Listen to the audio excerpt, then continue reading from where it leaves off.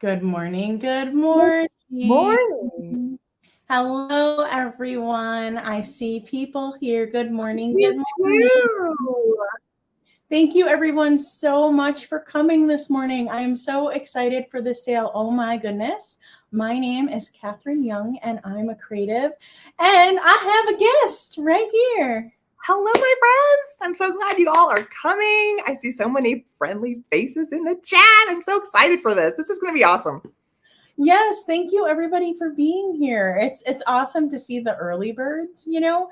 It's like, oh, like you intentionally are here and I appreciate it so much. Yes, Thank exactly. you. Thank you. Oh, Yeah. goodness. So good morning, everyone. Good morning. Good morning. I know. I am gonna try to put this fur baby down at some point, but she's being very needy this morning. But so much of this is so breakable that I cannot keep her here. Like I cannot use one arm. So I don't know. I always feel like I sound like the worst pet mommy ever when she's like yelling to be picked up. Like it sounds like my poor cat is like going through trauma, but she's just a baby. So she baby. Yeah. Good morning. Good morning. I know. Sheila. Hi, Sheila. Good morning, Tim. Hello. So, everyone, just so we know, Voile Quest, Angela will be our bid start and our bid end. So you'll be up to her on a lot of things today, and we are so appreciative. So thank you so much. She will also probably catch like any question and answer stuff in the chat needed.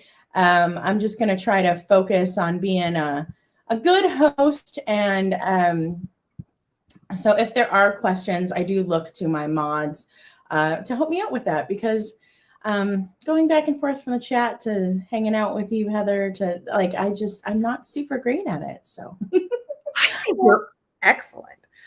Yeah. I miss a lot. And it's because like I'm focusing on one thing, you know?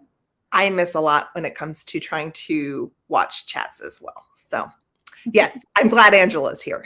Yes. So good morning. Good morning. Oh, more friends are popping in. Good morning. Oh my gosh. Yes. There are so many people here. Oh my gosh. Thank you. Thank you. Thank you. Angela, Christy. Oh my gosh. I see Karen Williams. I see all the Karens. I see Maria. I'm so excited, you guys. I'm so happy you're here. Oh my gosh. Thank you everybody for coming. So before we get into all the rules and such, let's see. Let's do an early bird giveaway, and then after that we'll do all the rules, okay? Because I love to honor the people who got here early, because that means a lot to me. A lot of times I just stumble onto sales, so the fact that you were here with intentionality is so appreciative, okay? So let's do a giveaway first. Giveaways are open to anyone, my friends, okay? Anyone can enter. Lurkers, this is for you too. So if you don't usually talk in the chat, this is for you. The only thing I will need in the giveaway is, if I don't have your information already, I just need you to go to my website and send it to me if you're the winner. That's all, because I need to get it to you. So today's first giveaway is a really fun 1893 almanac.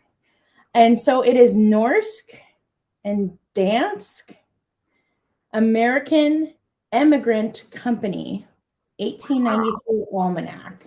So this is going to be the giveaway. It's going to be absolutely free. And if there is some shady stuff in here, I have not read this, so don't come for me.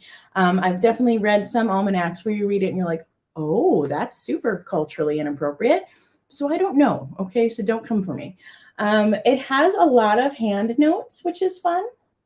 So the person who had this definitely used it. And I appreciate seeing that in there. It's kind of, I don't know, it's always kind of fun to see like how somebody used something. Yeah.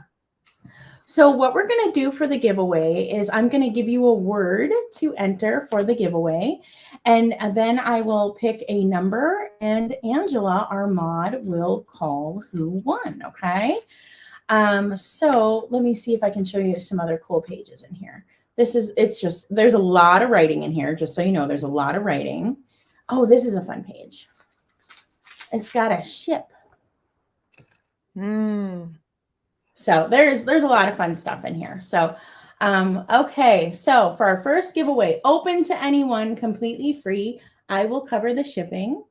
If you want to be entered, type in 1893.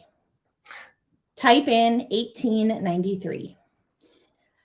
Oh, I think my kitty's ready to get down. Okay, this is perfect timing. Thank you.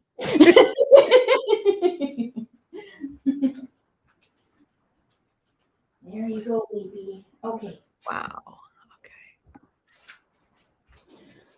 Okay. All right. Angela, if you want to put in stop.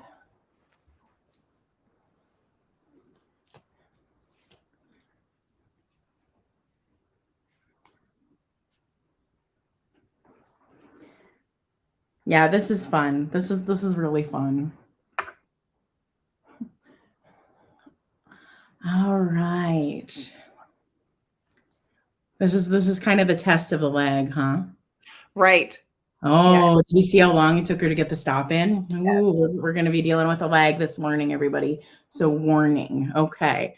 So, Angela, today is the 11th. So the 11th person to enter 1893, Angela, will get this, okay?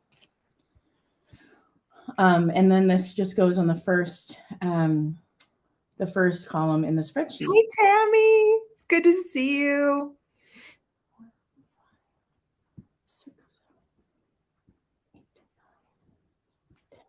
Okay. So I think I know who she's going to call.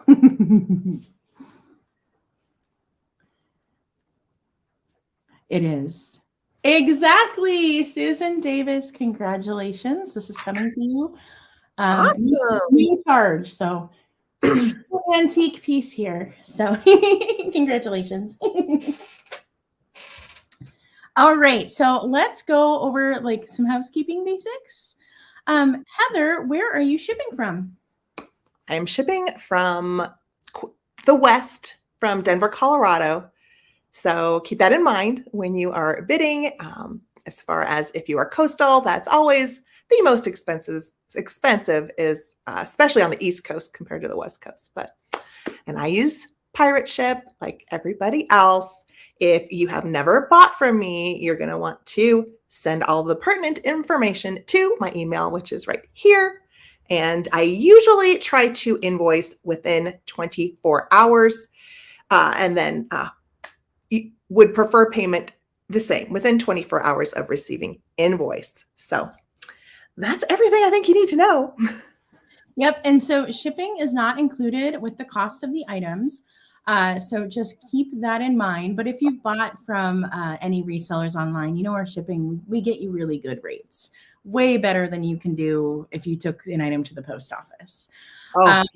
Also, so I ship from Minnesota, okay? So it's pretty centrally located, which I find like even the coasts are not that bad of shipping for me because I'm kind of in the middle. I use pirate ship as well. And I will try to invoice all this weekend. So I was a little bit intentional of like trying to not make this a packaging nightmare for myself. But there are some pieces that just packing the one item is going to take a couple hours. Like I know that. So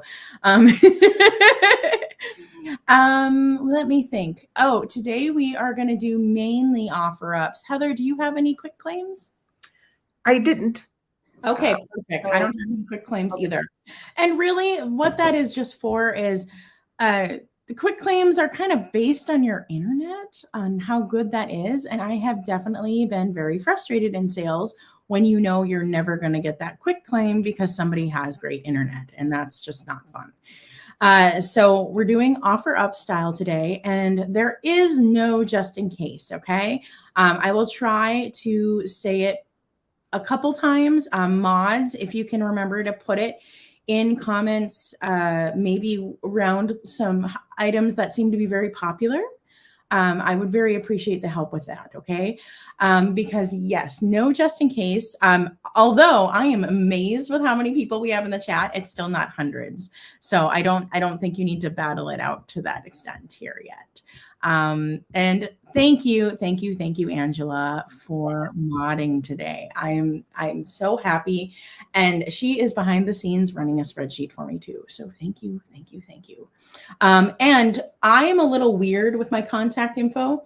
I actually have a website.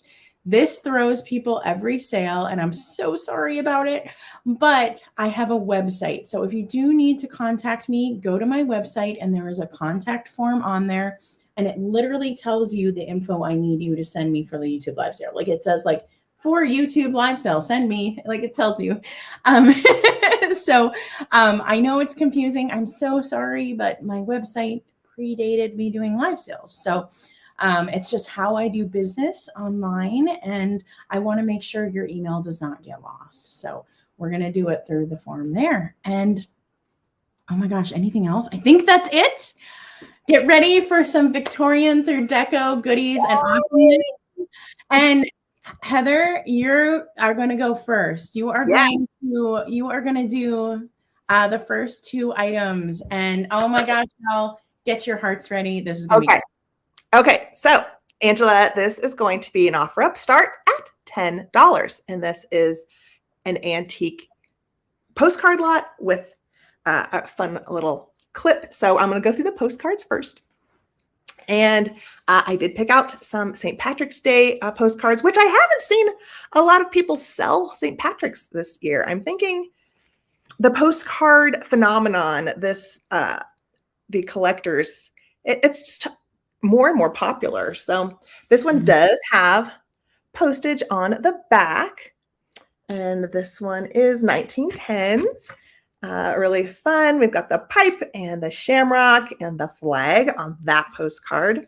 And then this one is color, not exactly specifically St. Patrick's, but these were all mine from my collection. I did put all these up last year, but I thought I would share some of them. And I loved this couple. So I put this couple up with this shamrock and horseshoes and ladybug together. I thought those overlapped really nicely. And I am going to throw in an Easter postcard, which I didn't show in the preview. And he is just driving his antique jalopy there. Super cute. A little bit of like an ink spot there. Oh, this one does have postage. What's this one? I can't quite read it. 19 something.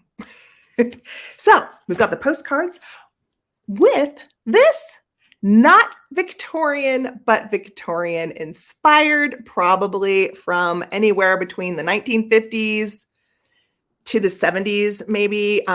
This is going to be your fun little ephemera holder, and you can, of course, lay it on a table if you like, or you can hang it on the wall, and you can hang it from the top, or it does have a hole here, so you can hang it that way.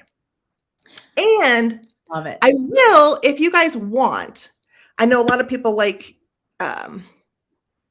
flower frogs. If you want, I can add this, but this will add weight to the lot. So this is one of those things, if you do win the bid and you want the flower frog, I'm happy to throw that in there. Just keep in mind, it does make it a little bit heavier in shipping. Okay. Oh, dang. People, the flower frog is worth it alone. Oh my goodness. All right. So these are the postcards. I'm going to start counting down and run through them again. And are you going to have us go from 15, Katherine? Do you think that's good? 10? Do what you want. Sometimes I just automatically choose where I'm counting down from. Okay. So I'm not like very picky. So okay. So we'll just go 15, 14, 13, 12, 11, 10, 9, 8, 7, 6, 5, 4, 3, 2, 1. Bid end. And do make sure you are in live chat, everyone. Oh, that is such a good deal, y'all. Oh my gosh, that was a great lot. Oh, that little bunny driving the car, I've never seen that. And it warmed my heart. I was like, shut up. He's pretty cute. And we're going to have Angela call it. Oh my goodness. And whoever, go ahead. Thank you everybody for your bids on that. I appreciate it a lot. Okay, so I see she called Sharon Olson, and Sharon, will you just put in the comments if you want the flower frog included? Yes, that was a great deal. Great deal. Yeah, thanks so much for your bids, you guys. I'm so excited. So let me just write this down so I've got it all in here ahead of time. And was that 20? I missed the 21. Okay, perfect. So next up is another ephemera bundle. And these are really fun. I don't know if you guys saw the preview, but I went through a lot of them during the preview. And these are reproduction, definitely vintage. I'm going to guess from the 60s. I don't know for sure, but that's just my guess. Of the National Police Gazette. And this was a sensational publication that started in the late 1800s. And it is the subject matter of things pertaining to the police. So it definitely is going to have subject matter that could be offensive, violent, all in out, just not in the best taste. These were read by men in the barber shops while they were waiting to get themselves shaved.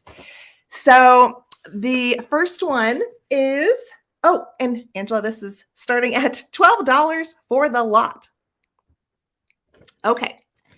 So this is April 29th, 1882. And we have the young lady who is not married to this gentleman. I will throw on the glasses and read you the sensational headlines. It is the domestic amusements of the young wife of an old millionaire, which gave the Adonis of the stable the run of the parlor and played hobnob with her in the wine cellar while the Lord was away. So she's carousing with the stable hand. Shameless. And there's some wonderful illustrations on the back of these.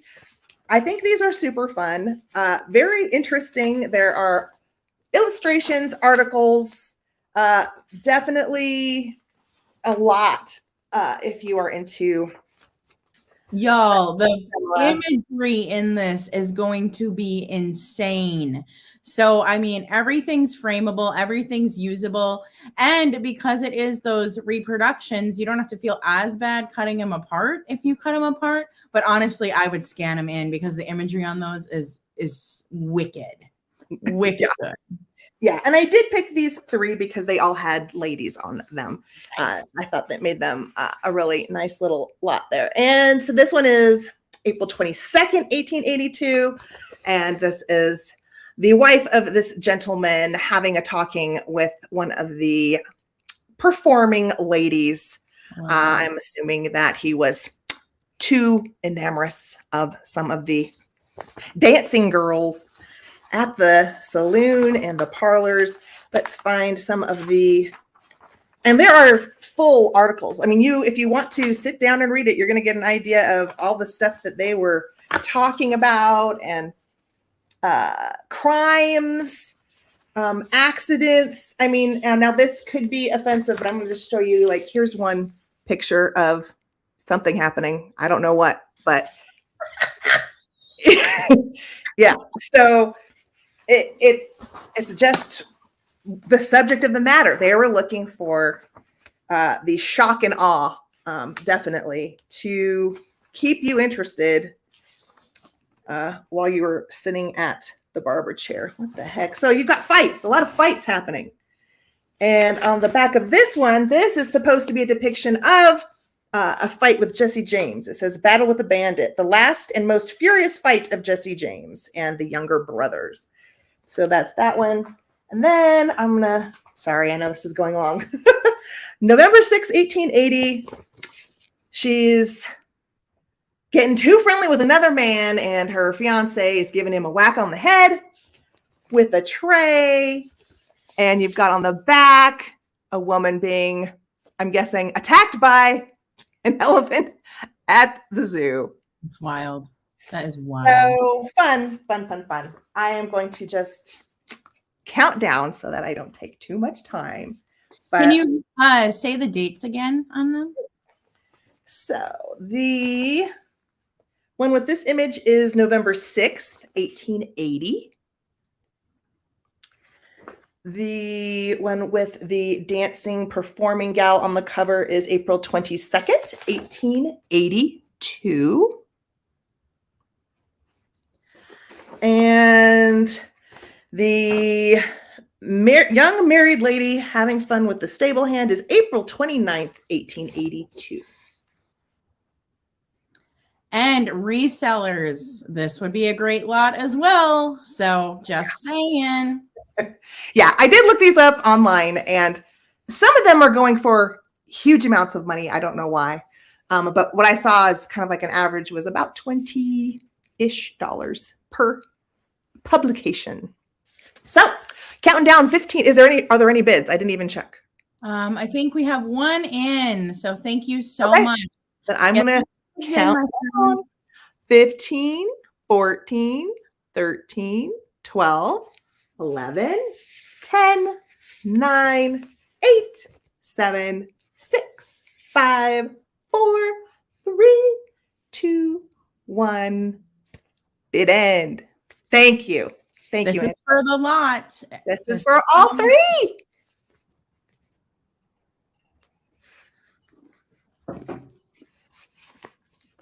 $422. Oh. I did indeed. I did indeed, Renee. There is a 422.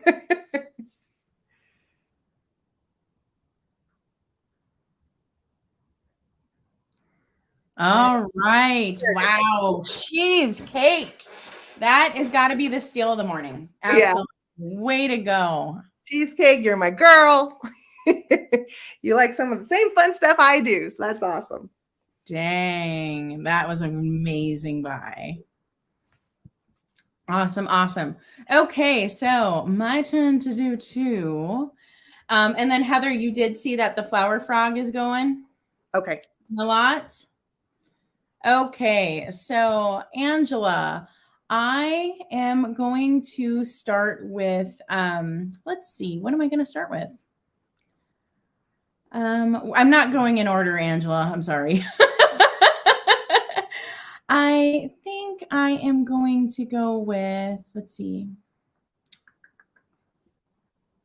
Where is it? Where is it? I'm going to start with the hand-painted dresser box starting at $16, Angela. It is number 27 on the spreadsheet. Or no, she numbered them. Number 16 on the spreadsheet, my dear. So this is a gorgeous hand-painted dresser box. It does not glow, but that is all hand painting. And there is beautiful raised hand painting in there, okay? Those details are raised, okay? Gorgeous, gorgeous piece. Now, I do believe this is glass, but it is hard for me to tell. But I'm going to stand by that this is glass, just looking at the bottom. It kind of looks like a sort of pontil, but like, I honestly am not sure if this is French porcelain or glass. And you might think this woman's crazy, not knowing the difference, but it is so hard to tell on this piece. And since milk glass was literally invented to have a durable and less expensive replacement for French porcelain, it makes sense. They can be very similar. No chips, no cracks. Here is the inside. And you can see just how translucent it is. You can see the painting on the outside through it. This little guy measures just about 3.5 inches tall by about 4 inches wide. So it is a really good size, and all this beautiful hand painting on this, like get out of town. And the paint is in pretty darn good condition too, which is just wonderful. Sorry, I'm doing a bad job of showing it. Get it in the light there. It's actually, I think it looks gorgeous. I think all the colors are coming through. You can see the stunning cobalt blues. It's gorgeous. It is a whole thing. And it actually very much reminds me of my grandma. She loved to like paint everything. And she definitely did like floral motifs on everything.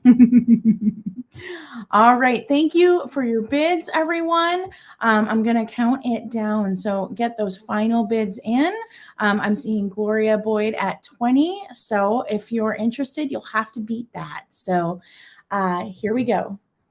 15, 14, 13, 12, 11, 10, 9, 8, 7, 6, 5, 4, 3, 2, 1, and bid end. Thank you so much, Angela, for running the bid ends, for running it all. And thank you to the rest of my mods who, anything we miss, are helping people out. I appreciate it. I appreciate it. Thank you. And I think I see who the winner is. Gloria for 25. Thank you so much. Oh my goodness. You're gonna love that piece. That is one of the pieces in the sale that I think it's so much prettier in real life. Sometimes they're just pieces where like no matter what you do on camera, it's never going to translate. Like it just isn't, and like you kind of are like, I hope everybody understands how beautiful this really is, even though it's not showing perfectly. And let's do a piece that I know is milk glass. Okay. Congratulations. Yeah. Thank you. So let's do a piece that I know is milk glass. So we are going to do a giant milk glass vanity tray, number 3, Angela. And we are going to start this at $20. And this is huge. Now I'm almost at the point where I wouldn't pick up milk glass vanity trays because I see them kind of regularly and people price them up. People know. But usually they're half the size of this. Usually they're not this big. This thing is freaking ginormous. Okay. Like, oh my goodness.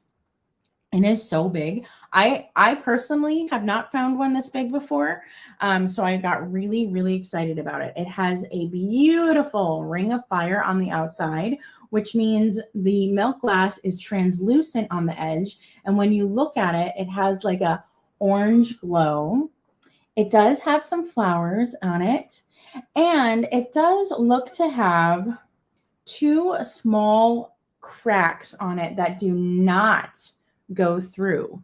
And so one is right here and one is right here. Can you see it? Oh, they're so small. I don't know if you're going to see it. You can't see it. At least I can't. I honestly think it's kind of like in the making of it. That's what it just happened. Because it definitely does not go through, but they're very small. They're about that big and they do not go through the plate.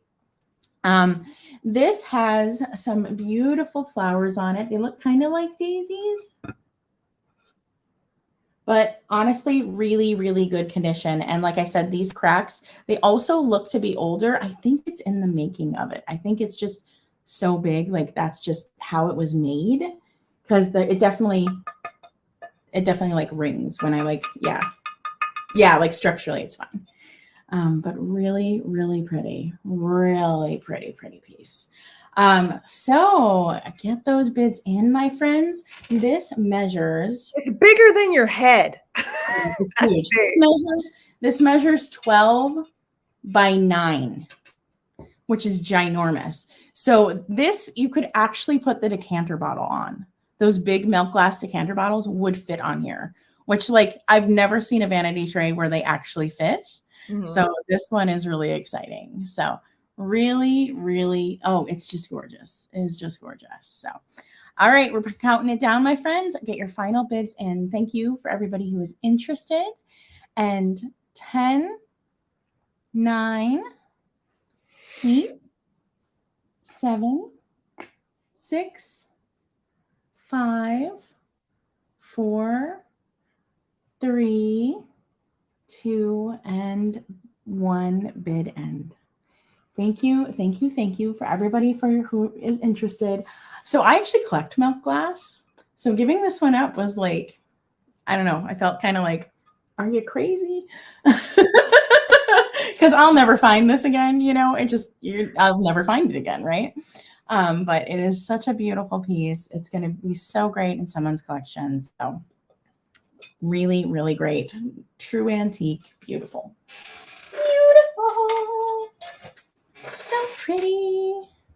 Oh, thank you so much, Tori. All right, my dear, it is your turn. Yeah. And Brooke, I think that's a great idea. The Dithridge glass decanters would be perfect with it. And I'm seeing more lovely faces. I just wanted to say hi, Pamela. Hi, Cindy. And I didn't say hi to Katie. Hi, Katie. Okay.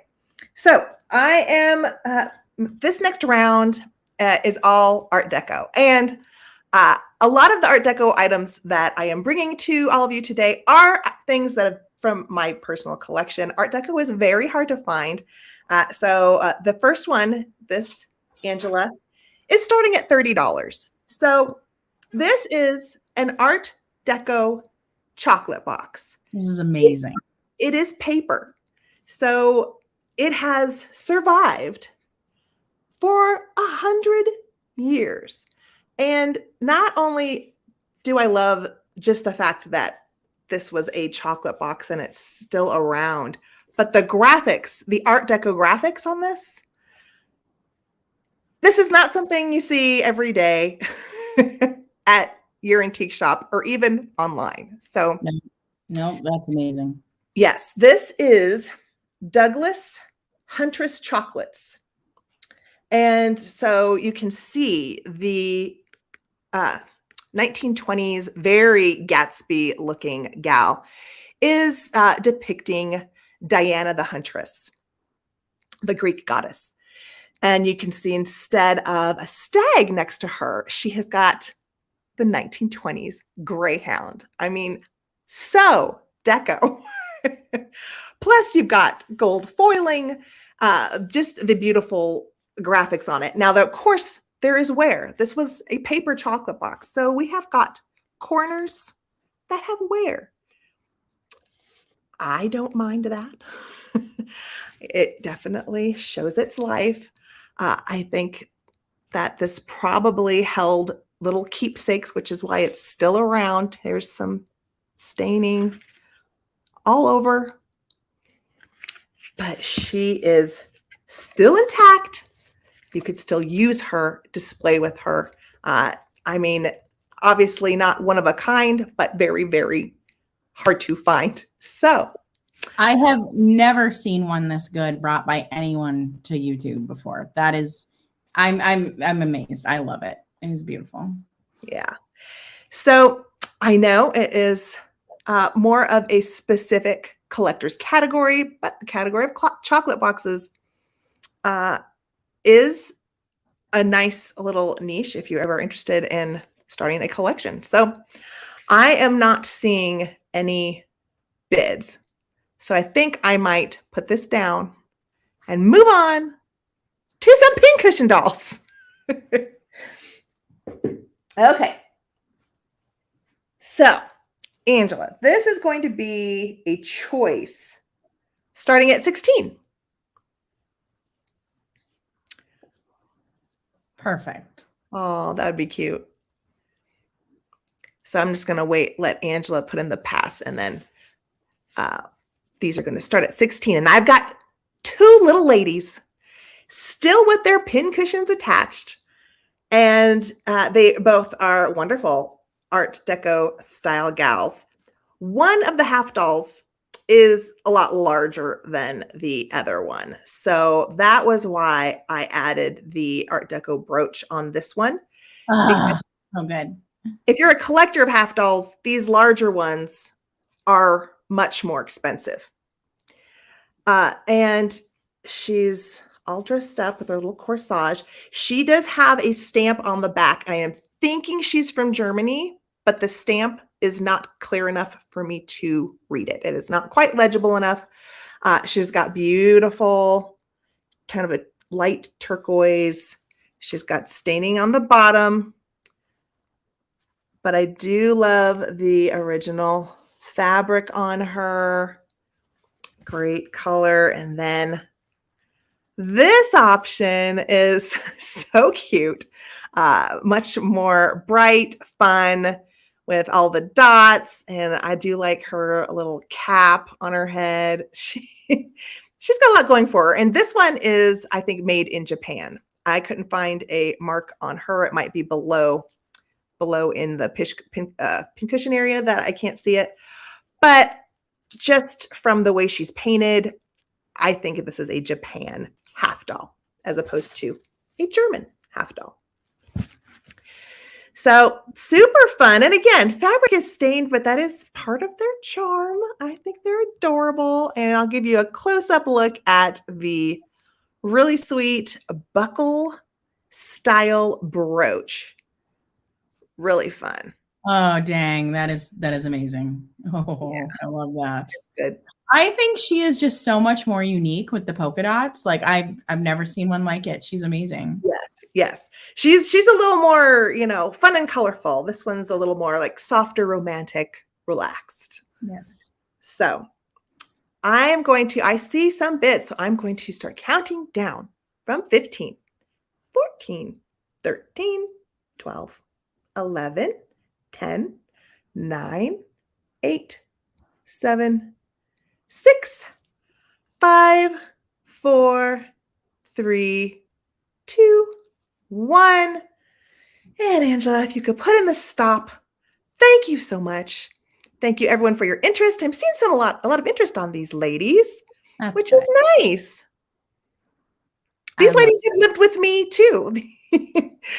These are not new acquirements. These gals have lived with me for a little while. All right. And Angela will call the winner of choice on that. Yeah, sometimes, when you want to do an Art Deco style sale, sometimes you just have to be willing to give up some of your own things because it's not on every antique shop corner. No, it's not. We were talking before this. Ooh. Let's see. First choice is Karen Gillette. Okay, Karen. Which lady do you want to have sitting on your vanity? She's going for polka dots. Polka dots. Okay. Yay. All right. And next choice, Angela, if you could put that in. The first 38 I see. Okay. Yes, that's what I see. Thank you, Angela. Okay. Karina, do you? And she says yes. Larger one? All right. Awesome. Thanks so much. Yay. No, we were talking just before this sale and like how much it takes to curate this sale. So, and to find items from these eras, it's not easy because they're always priced up at antique stores, trying to find them is not easy. I was telling Heather, I was like, I've been working well over a year to find enough pieces to do a full sale. And that's just, to be honest, it's hard to find the true antiques that you can sell at the price that we need to start on YouTube, So Angela, we are going to start with the photo album number 9, please, my dear. And this photo album is going to start at $20. It's got a little fuzzy on it. This is a gorgeous photo album. I will go through all the condition issues to let you know and measure it and all the things. Up front, I want to say there aren't photos in here and it is missing the clasp, but we are starting it at 20, and for how good a condition this is still amazing. So what I love about this is you see those beautiful corners in the gold, those metal details. All of it is beautiful. That is amazing. And the fact that the fabric is not worn is like wild to me. These are always just worn down from the fabric, from people looking at it and using it.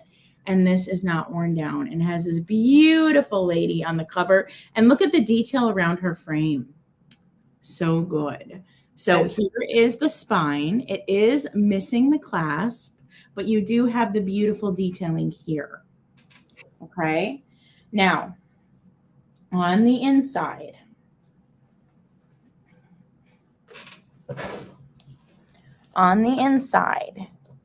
you're going to see that the pages do have some rips and tears, which is absolutely typical of something like this, because when you get a cabinet card in here, taking the cabinet card out is almost impossible.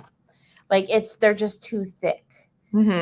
So there are absolutely rips and tears, as you can see, but basically intact inside. This is the worst one, I believe, out of everything. I'll show each page just so you can see. But yeah, once you get a cabinet card in these, oh, this one here too. Once you get a cabinet card in these, it's very hard to get a cabinet card out. But really pretty dang good condition for what it is. Yeah, it's so hard to find albums with the photographs anymore because most people harvest them and piece out the photographs. Yes. And like I can't typically find these for resale at a price that makes sense. I always see these in stores and I go to look them up and it's like even an empty one. I'm like, oh, $60 something. Well, can't bring that, so like that's I just was looking at one and it was $60. And I thought it was a pretty good price because it was in good condition like this one. Yeah. So I was really proud to be able to find one that I could bring here today.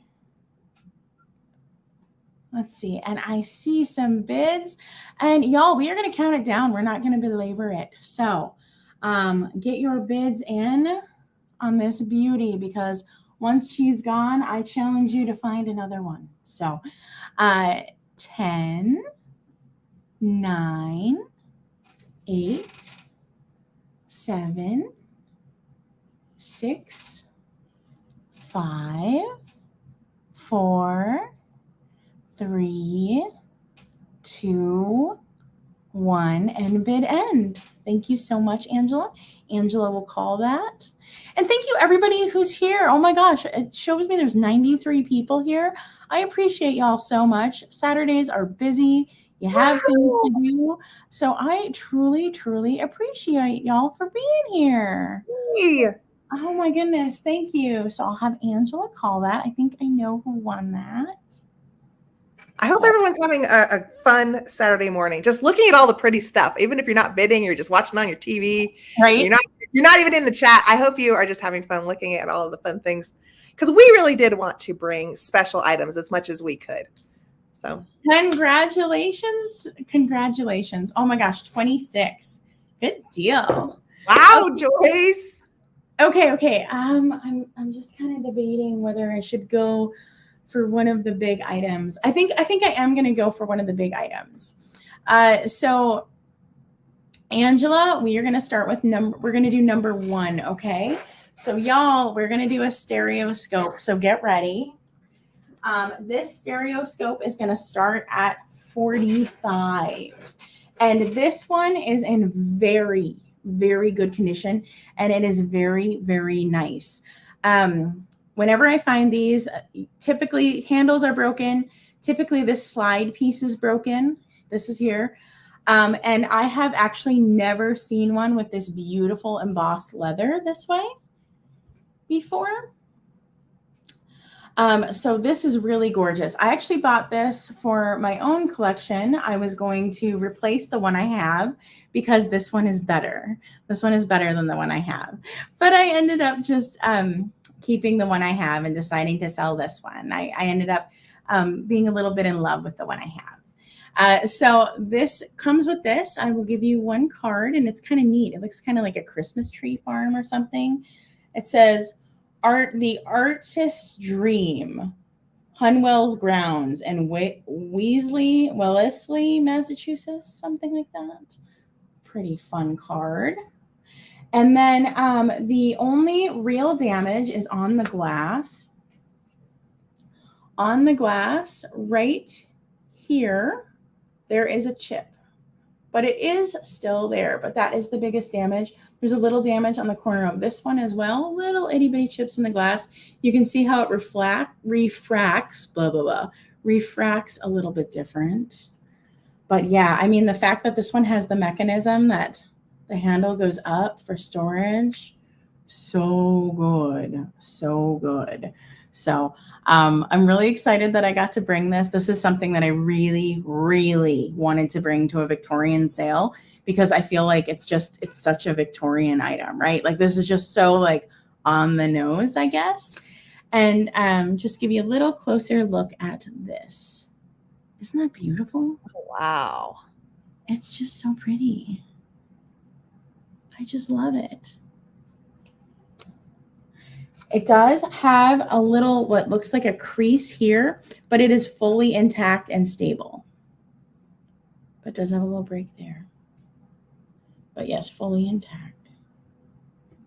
Okay, y'all, we are going to count this down. Thank you so much for your interest and your bids. I'm so excited for this to go to a new home because this is it's so pretty. Oh my God, this one's really pretty. And it's better than the one I own. Oh, goodness. So let's count it down. 10, 9, 8, 7, 6, 5, 4, 3, 2, 1, and bid end. Thank you, everyone, for your interest. This is these are such fun display pieces too. Like you just set them out and they just kind of have a presence, right? Like they do. They just completely command a presence. Wonderful.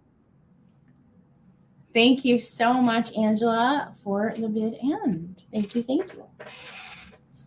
I appreciate you so much, my dear. I know. Aren't they just so fun? Oh, goodness. Goodness, goodness, goodness. All right. It is your turn, my dear. Okay. So I am starting with. I see you, Heather. Congratulations. I'm starting with this very fun hat stand. And I will show you the gorgeous base first. It has wonderful design on it. It's really, really sturdy. Like it doesn't wiggle or anything like that. And it's hard for me to tell age on pieces like this because, I think to myself, well, that could be a repro easily. I do think it is older just by looking at the construction on the bottom. And this one, it does have a really interesting top with some holes in it. So you could even probably thread scarves through here as well. And this, I did not give Angela a start. So Angela, the headstand is starting at $22. Dang. It's also coming with amazing hat. This is wonderfully done with the beading. And I don't think this is 20s, but I looked up turban style, and turbans really were popular in the 20s, but I don't think so. Just by the look of the label, it just looks slightly more 40s, maybe even 50s. But I know that this particular Bernice Charles company was prolific in the 40s. So beautiful pink satiny fabric with the beaded details on it. So you're going to get this. And I also wanted to show you guys I think I showed this at the preview. But this is another fun thing. I had a little piece of ephemera. I don't know where that went. I'll just find a postcard. So you can use these like the receipt spikes and also use them for displays. And I did have a larger piece of ephemera. So if you had a larger piece of ephemera, it would be fun. And if you do want the magnet, I can include that as well. I have never found one of these metal ones that was actually for sale anywhere. I've never found it here. Someday. Oh my gosh. That is amazing. So if you had a bigger piece of ephemera, I think like the hat stand could accommodate that size. So we've got the beautiful hat, our fun hat stand.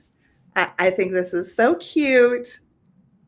And I'm going to check. Oh, we do have some bids. So I'm going to go ahead and start counting down from 15, 14, 13, 12, 11, 10, 9, 8, 7, 6, 5, 4, 3, 2, and 1. Bid end. That is amazing, amazing. But yeah, I've never found one of those elaborate metal ones before. I always find the smaller wood ones. And that is a great deal. How beautiful. Oh my gosh. Wow. Wow, wow, wow. Okay. I'm going to wait for Angela to call it, but I think I see who it is. Joyce, I am drooling as well. I literally told myself, Katherine, you cannot buy things. That's what I was telling myself last night. Well, I ended up bidding on your sale. And sometimes you just can't help yourself. I know. I know. Oh, did she? There it is. Melody, Southern Buckeye.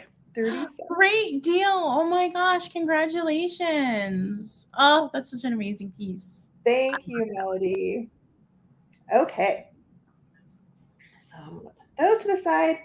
And now we're going to go to an ephemera pack lot inspired by Ariana at the Withering Cottage and her friend, the Rusty Snail, who I cannot remember her first name. Rachel. Pardon? Rachel. Yes. So this is Angela going to start at $15. It is a fun little ephemera pack. Now, I'm going to preface, I am not a Rusty Snail.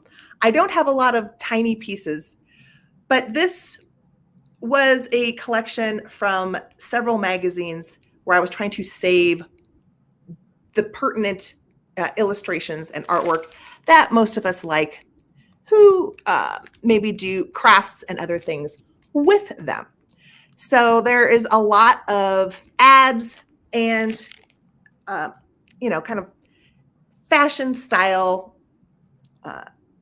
articles where I just picked out the really pretty fashions. And I did try to throw in some fun things to do if you were a journaler. A lot of the things have slid down in the back. I don't know how the Rusty Snail gets everything to stay in place, but I did pack this up pretty darn good. There's at least 3 magazines worth of stuff in here. That's awesome. And yeah, and I decided that I was going to go ahead and also add this, no cover, but this is not, a lot of these were from the Modern Priscilla, and this one is a different magazine.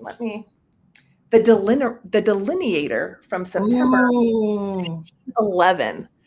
And what's cool about this one is the feature was fall and winter fashions. So there are some really larger, and again, that's the thing, is if you're a scrapbooker, I'm not sure what you do with the larger ones other than maybe frame them or have a larger, I'm going to try to be really gentle when I find these illustrations just to show you a few of them. But winter and fall fashions for all the girls. So you got the youngest girls. Oh, baby. I know. Then they've got the juniors, which is really cute. If I can flip it. How do they get kids to keep hats on? I'm skeptical that kids walk around with the cute hats on. I don't know. Look at those hats. What? Younger ladies, and then of course some older ones. And you know, see, this is the thing, is a lot of them are falling out. But again, this is mostly for the creatives. So Dang, that's awesome. So we've got this one, which has not been cut yet, just because I thought they were so big that it might just be better to frame them. I'm just going to throw it all together, letting someone have some fun. And I do see bids, so I'm going to count down 15, 14, 13, 12, 11, 10, 9, 8, 7, 6, 5, 4, 3, 2, 1. Bid end. Thank you, Angela. Thank you, thank you, thank you. Oh, Laura's here. Hi, fat birds. Morning. Okay. I still see some bids coming in. Thank you for your bids, everybody. Yes, thank you guys so much. That was a really good lot. That was amazing. Tippy Wings, Christy Garza, you are so wonderful. I just have to say, she sent me such a really nice message on Instagram. Just a little pep talk, just to say she was looking forward to being here. How nice. So lovely. All right, me, huh? Okay, so I am going to do a choice of 3, and they're all the exact same thing, Angela. So I think, let's see what we got. We're going to start at $8, and these are hooks. These are old hooks. I'm actually not sure if anyone here is even interested in these, but I love these, so I thought I would bring them. So I have 3. So we're going to start at $8 each. So you could claim 1, 2, 3, whatever you want. And they are these old hooks, and these are so fun. So I use these to hang purses, but you could put your keys on them by the door. Now, I do believe these are older, not reproduction, because on the back they are marked made in the USA. So it does not say made in India, made in the USA. And these measure at about 6 inches tall. And what I do love about these is, so on my gallery wall, I have purses hanging from these. And what I love from these is, like, it gives you a different texture, right? When you hang something versus like put it on the wall regularly, it looks different. Like, could you imagine hanging like a teacup you didn't have a saucer for? Or you know what I mean? Like, it just gives it like a different texture. Like, if you display something and hang it, it gives it a different texture. So I just thought these were fun. I'm not entirely sure if people are excited about these. I do see some bids coming in, so I am going to count these down for you, my friends. So this is on choice, and you can take 1, 2, or 3. And I don't know. I think these are great because I use them in my own decor. And I was lucky enough to find them at a price that I can bring them, because I typically can't. So 10, 9, 8, 7, 6, 5, 4, 3, 2, 1. Bid end. Angela should be a mod, my dear. Let's look, because I specifically made her a mod for this. Let's see what's going on. All right, I have to go into this. Let's see. That is weird if she's not a mod anymore, because I specifically made her a mod. Let's see.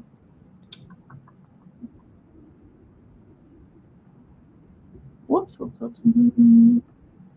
Here, let's see. Can I do it on my phone without going through the computer? Let's see. Sorry, you guys. Sorry for the pause. I wondered if you could stack some bangles on those hooks. Oh my God, put your jewelry on them. Yeah, no, they're so good. They're so good. Okay. All right, and I will have Angela call who wins. Now I'm not paying attention to the chat at all, so I have no idea what happened. And then please let me know how many you would like. Oh, she Oh, wants all great. 3. Oh my gosh, good. That's a great dot. That's a great deal. That's awesome. No, I Yes. think that's going to be so fun. Whatever you do with them, and if you do something really cool, I want to see. Like if it's like Yeah. coffee cups or something, I want to know. I really like your coffee cup idea a lot. Or like teacups or something kind of fun. Yeah. I think I am going to do probably one of my really big, awesome pieces right now. Angela, we're going to do the piece of Fenton, my dear. Okay. It's number 8. And this piece is going to start at 65. This is a piece of Fenton, and there are absolutely no chips, no cracks. And I am starting it lower than you can get it anywhere on the internet. So I am bringing my very first e-pern I've ever been able to source for reselling. And I'm so excited because, like, y'all know, like, like you can't get these at a price that is okay. So this is Fenton, and the pattern is called Diamond Lace. There is absolutely no damage on this. It is in perfect condition. And it has one of the most beautiful rings of fire I've ever seen. I wish you could see it, but it is on the bottom practically glowing orange to me. It is so, so beautiful. And here, let me give you a closer look at this.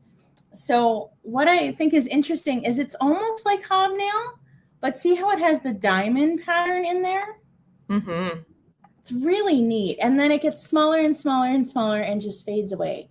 All the ends are perfect. There aren't even flea bites on this one, which is so exciting.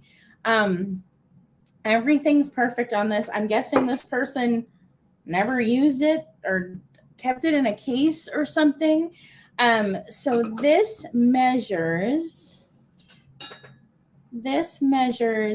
10 inches across and 9 inches tall. I love this. I love it so much. And so this is for sure from the 1950s. That's when they made this one. So it is not Victorian or Deco, but it just screams Victorian because e-perns were a very Victorian decor thing, right? So I know specifically this is from the 1950s. I know that. And it is Fenton. And you guys, whoever gets this, if you see it in real life, it has the most beautiful ring of fire around it. It is just wonderful. So let's see. And I see some bids. Thank you, everybody who bids on this. I truly appreciate it. This is like, I probably am not going to get another opportunity to source something like this because they typically take a very high investment to bring. And I am a chicken. I am. I'm just a little bit of a chicken, because it's like, oh God, so. All right, we are going to count it down, get those bids in. I appreciate everyone who's bidding. Thank you so much. If you look this up, you know what they're going for. So thank you, thank you, thank you. So we're going to count this down. 10, 9, 8, 7, 6, 5, 4, 3, 2, 1, and bid end. And I hope whoever gets this, I hope you absolutely love it. I'm really excited for you to get this. And I'm really excited for you to get this at a good price because it's like, e-perns are like that investment piece, and I wanted to bring it at a good price. So thank you everyone for your bids. Now I'm going to put this very far away from me so nothing happens. And I hope you put flowers in it every once in a while. Right? Oh my goodness. Oh my goodness. Let's see. What do I want to do? Oh, it's your turn, Heather. Just kidding. I was thinking I have another one. That's okay. Oh, congratulations, Karen. Thank you, everybody. Hey, Karen. It's gorgeous. It's gorgeous. Okay. So since Katherine decided to bring one of her hero pieces early, I think I shall do the same. And I am going to bring my signed Art Deco Coro duet. Yeah. So this is a wonderful example of a duet. And what a duet is it is both a brooch, and the brooch comes apart from the backing to make two little epaulette clips that by the design, these were meant to put on the furs just because of these little prongs to hang on to the fur. I guess you could also maybe consider them shoe clips, but I'm thinking these were meant to be seen. So, you know, they wanted them up here. I don't think they wanted these down on the shoes quite so much. And just, you can see the design, and it does have patent numbers on it. I don't know if you're going to be able to see the Coro Duet. I don't have my glasses on right now, but it's either on, it's on one of these little bars right up here. And this has all of its stones. What's the start on this, my dear? This one is 2.5 across. What's the start? Start. It's $40. Sorry. Jumped the gun. 40. And so these signed Coro duets do go very, very high. And this one, especially if they have all their stones, they even go, I mean, $40 would be like a good price if it was missing a stone. So all the stones look pretty good.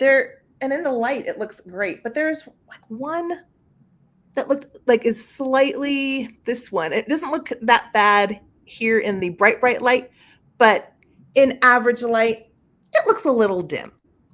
So there is some, how do you call that? Not exactly dead, but it's just fading. It's fading a little bit. Half-life. I hate the term dead stones. I hate that.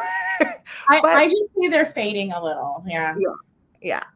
So she's awful pretty, and I really wanted to bring something that was super Art Deco to the sale. I love the design. Just looking at the design on the back, I mean, you can see how much work was put into these. They really are awesome. So if you are a jewelry collector, this is a perfect buy-in price for a Coro Duet rhinestone Art Deco brooch. Love, love, love, love, love. And I don't think I see, oh, I do. Katie's in. Let's count down. Katie knows. She knows this is a bargain. Okay, I'm counting down for Katie. 15, 14, 13, 12, 11, 10, 9, 8, 7, 6, 5, 4, 3, 2, 1 bid end.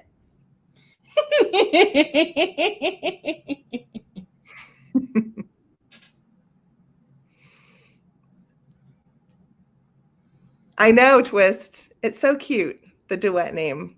Mm-hmm. All right.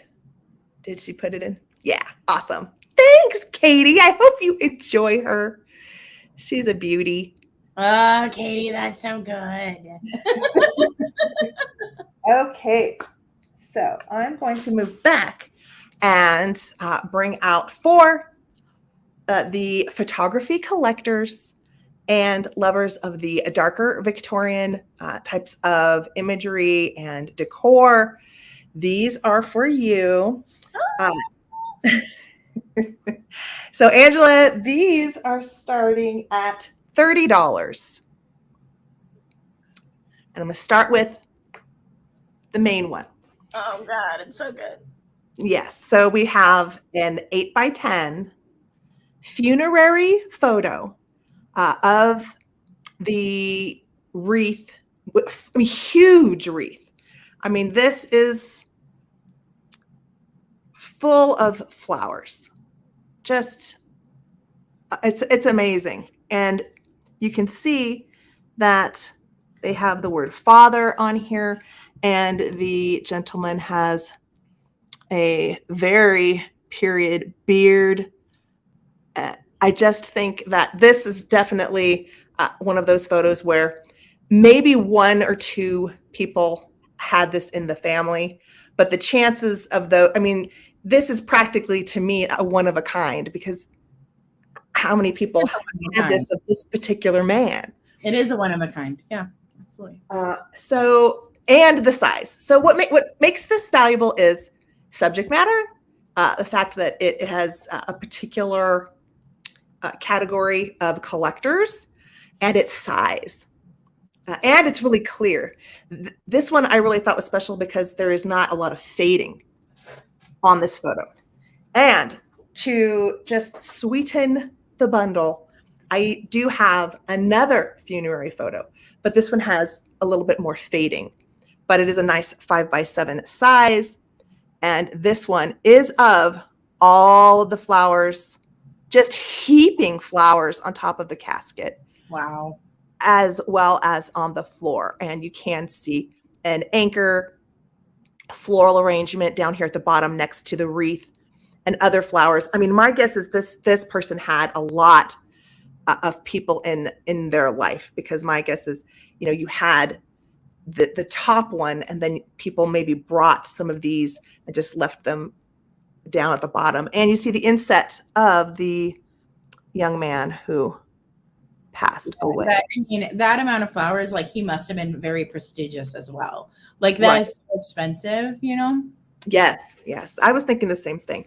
And just the fact that there's an anchor makes, you know, think that, you know, he might have been in the Navy or had some sort of affiliation to sailing in some way. So I'm going to count down for this bundle. Well, Joyce, welcome to the Love of the Creepy Club. So we love these. 15, 14, 13, 12, 11, 10, 9, 8, 7, 6, 5, 4, 3, 2, 1. Stop. Thank you, everybody, for your bids on that. I was really hoping people would love these, because, like, I am so in love with this. Oh my God. Yeah, I saw this at an antique store in Colorado Springs and thought about it, but I had bought a lot of other things. Plus, I'd gone to an estate sale. I'd spent a lot of money, and but I was like, what am I? Once we planned a sale, I drove all the way back to Colorado Springs specifically to get this photo. Oh my gosh, Cindy! Yay!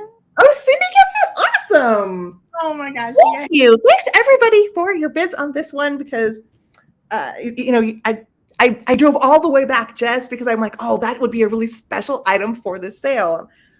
I really was trying to find some good ones for y'all. I love that. I love that so much. Okay, so I know somebody specifically was interested in this. I don't know if I see them in the chat. Angela, we're going to do number 10, and we're going to do this velvet box. I am so excited. Oh my gosh, this is so pretty. So I realized in the preview that the color may not be coming across quite perfect. This is chartreuse, okay? It is not quite gold. It is more in the chartreuse family. And this is a beautiful, large velvet box. I'll give you the measurements. We'll go through it all. But the main condition issue is somebody set something on here. And it wasn't me. I didn't do it, I promise. To me, this screams Victorian, but I just can't be sure. I think this could go up to the 20s. But to me, this really does scream Victorian because of the styling and how it's velvet. This is how they made their display boxes. This is just a fantastic piece. Now, I've called it a chocolate box before, but I also, again, don't know if that's true. It might be an actual jewelry box. It's just kind of shaped like a chocolate box, but it might not be. And if it was chocolates, it is dang high end. So very, very, very structurally sound. This is not really cardboard. It's like a very strong composite, very strong. You could use it as a riser, but whatever jerk did that did leave a mark. So this, I mean, just like the velvet is really, really, really, really, really good and really intact all the way around. This measures, let's give you a measurement here. The color is so great. I love It's that. so beautiful. And so when I displayed it, I had it like this, okay? And then I put things in front of it. And look how that just frames whatever you're displaying. Isn't that beautiful? So that's how I had it displayed, and I thought it was awesome. So this measures about 13 inches across and about 8.5 inches tall and about 2 inches in depth. And this is just spectacular. Yeah, I love the color. I'm not usually drawn to chartreuse, but because this is velvet, it reflects the light really well. You know what I'm talking about. And so it's more rich than a typical chartreuse color. So yes, it is like kind of that greeny, olivey chartreuse color. And I see some bids. Let's count this down for you, my dear Miss Pam. Oh, I'm so glad you like it. So get your bids in, my friends, if you're interested. 10, 9, 8, 7, 6, 5, 4, 3, 2, 1, and bid end. Thank you, Angela, for your help. Yes, I had jewelry stored in it, and then I did use it just as a display piece, just behind things, because it's so good. You know what would look amazing in front of this? One of those metal trophies. Oh. It looks so good styled in front of this because of the way it is. Gorgeous, gorgeous, gorgeous. Oh. Yeah, I think that would look great also with any sort of fashion display for sure. Right? Just put a little glove stand in front of it. Let's see.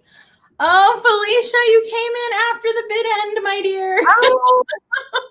I'm so sorry. Oh, goodness. I didn't even know if she was here. Felicia was here. I'm so sorry, my dear. Congratulations, Miss Pam. You're going to love that piece. It is amazing.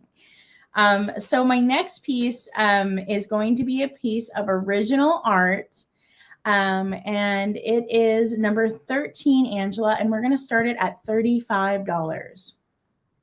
So one thing that I'm going to make it a point to do in every single sale that I have is I'm going to bring art. I'm going to try to bring original art, but it might just be art because original art is very, very hard to source. I did pay up for this piece because it is exceptional and it has provenance, so we know the date.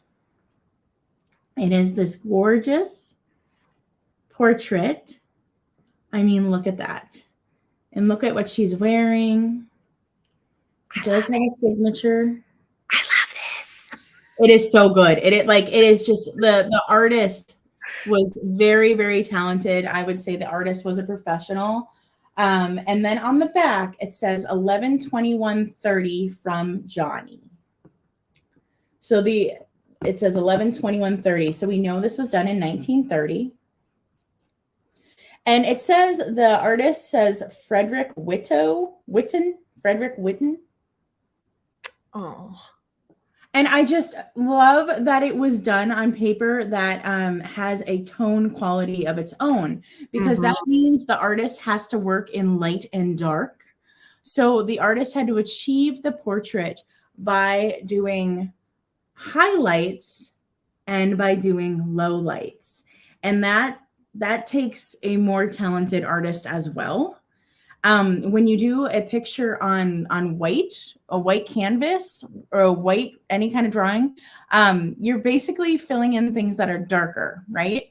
So this is you have to use your mind differently when you have to do the lights and the darks. So this person did a great job. And I love that she still has the 1920s do with those pin curls. I mean, just fantastic.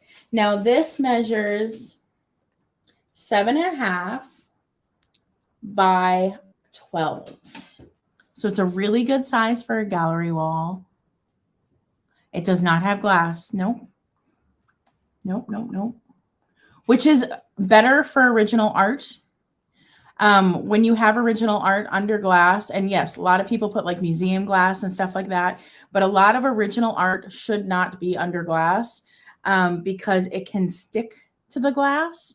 When you want to get original art framed, you have to be very careful of who the framers are and the fact that they give space so that your art does not touch the glass, because any kind of moisture and stuff, it could stick.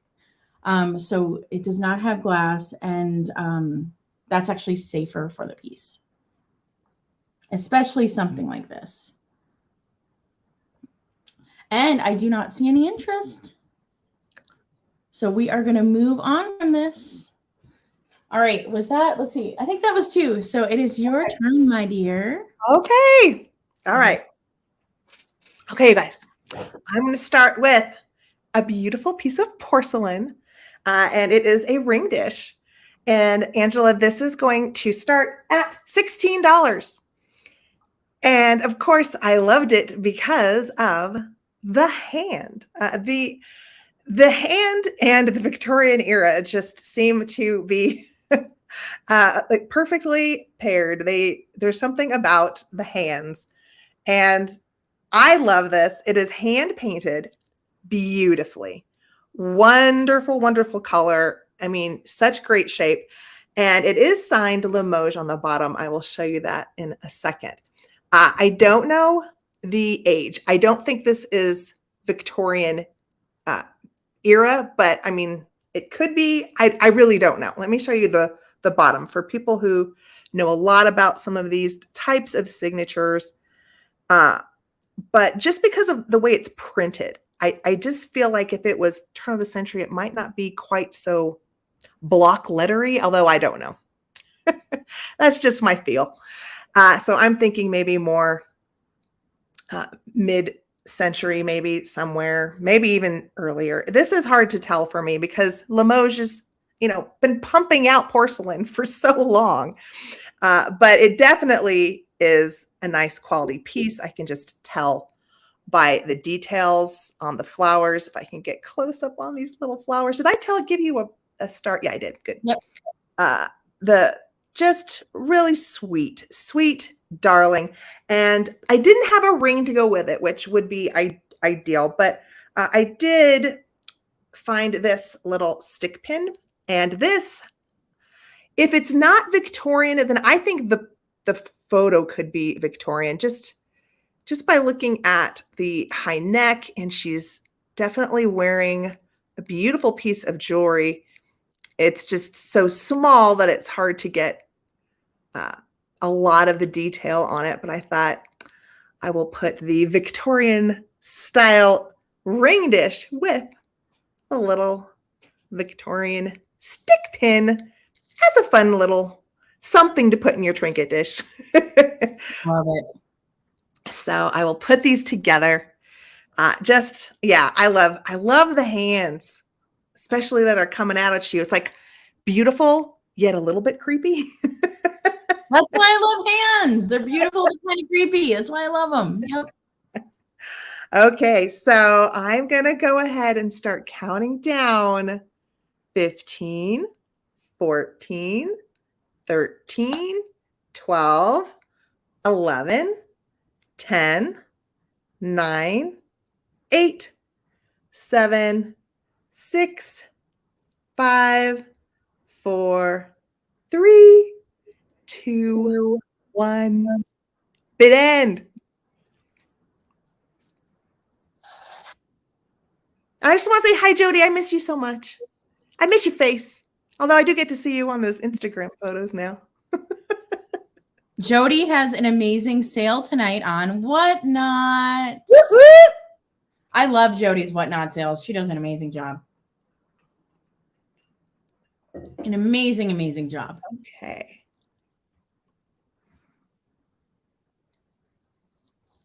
I see Shauna, $24. Awesome. I know you're going to love this. When you see this in person, you're going to love this. Okay. Shauna.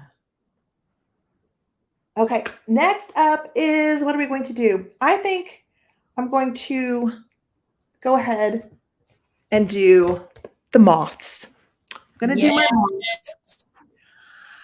So again, this was my other item that was, leaning toward more of the darker Victorian category. And Angela, these are going to be choice.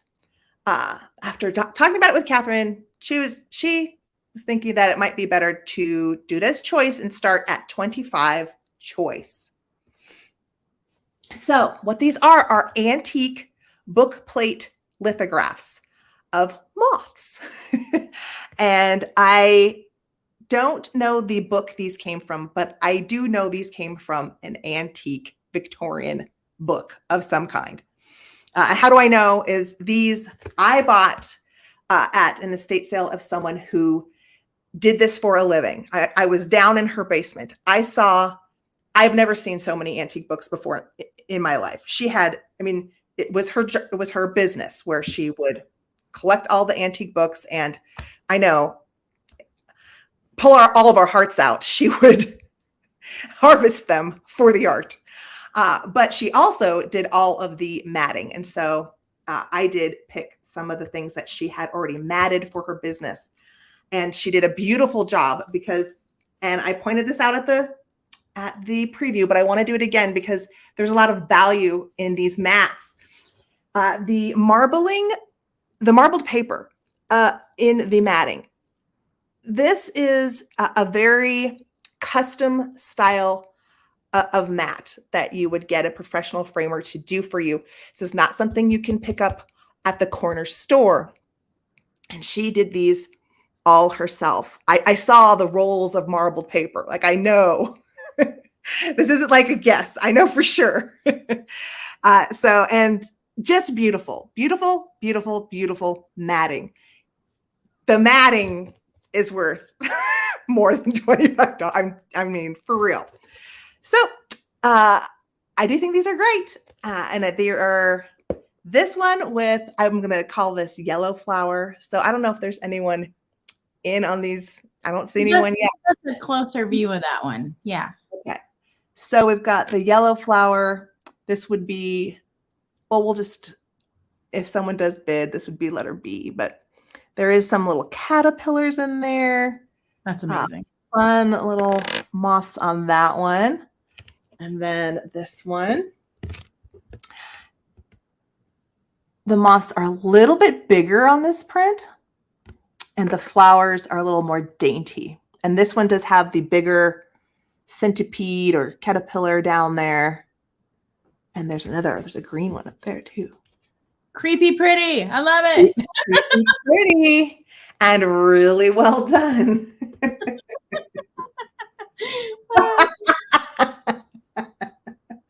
Angela, my car is going to be so full of the things I'm bringing to you.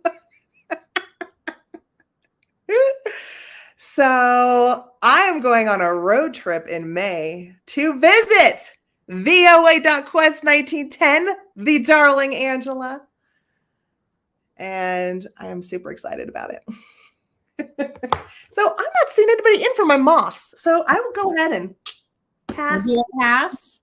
These might end up going to Angela's house. And okay. I did the ring dish. So yes. So while I have Jody here, I'm gonna do my last big piece of ephemera because Jody, I just want you to geek out over it. Angela, this is number 14. This is going to be in a Victorian scrapbook. It's completely full, and we're starting it at $30. And then did I forget to mention? Every single purchase today, somebody is getting a Victorian calling card in their purchase. So I took a very long time sourcing all these to be able to give everybody a Victorian calling card with their purchase. And just so you understand the amazing stuff Jody sells, I bought some of these from her. So if you like Victorian ephemera, check out Jody's Whatnot, you guys. She is killing it over there with the stuff she's bringing, okay? It's like really good, like really, really good. But every purchase today, you will get one of these. I'll give you one for every single person. All right. Dun, dun, dun. Woo-hoo! This album is completely full. So get ready because we're going to go through it. So this measures 10.5 by probably 14, something like that. The spine doesn't really exist. And the back is plain. But dang, the front is amazing. And it's all embossed. Okay. All right. Here we go. It's full. All right. So this person collected very, very large spreads. And they all have dates on them, so I know exactly where this is from. This is from August 1893. Let's see. Ugh. Wow. Watch, I like rip something right on live camera because that's how life works. Look at. Oh, I love that one. Oh, that's a great image. Look at it. Look at all these. They're amazing. Okay. Every page is full like this. Okay. I love this one because I think it's a muse. It says inspiration on the bottom.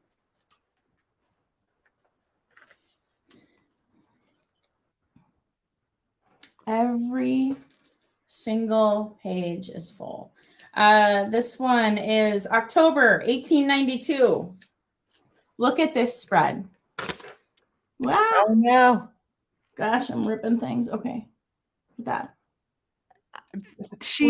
Whoever put this together, I said she, but she or he definitely picked amazing pieces. February 1893. This one is October 1893. Ah, that boat. Can you imagine a boating party on that boat? July 1892. This book is magic. It is pure magic. And the fact that this person had the income to buy the magazines that had these very large spreads is a privileged position as well. This one is May 1892.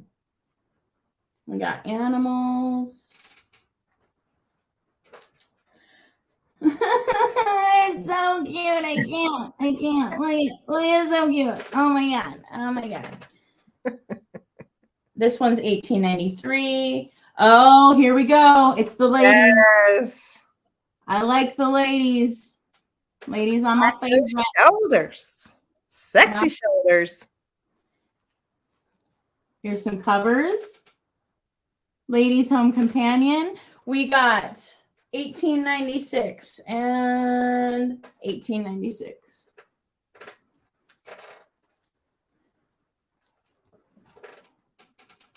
I cannot wait to get to my favorite page. It's still coming. It's still coming.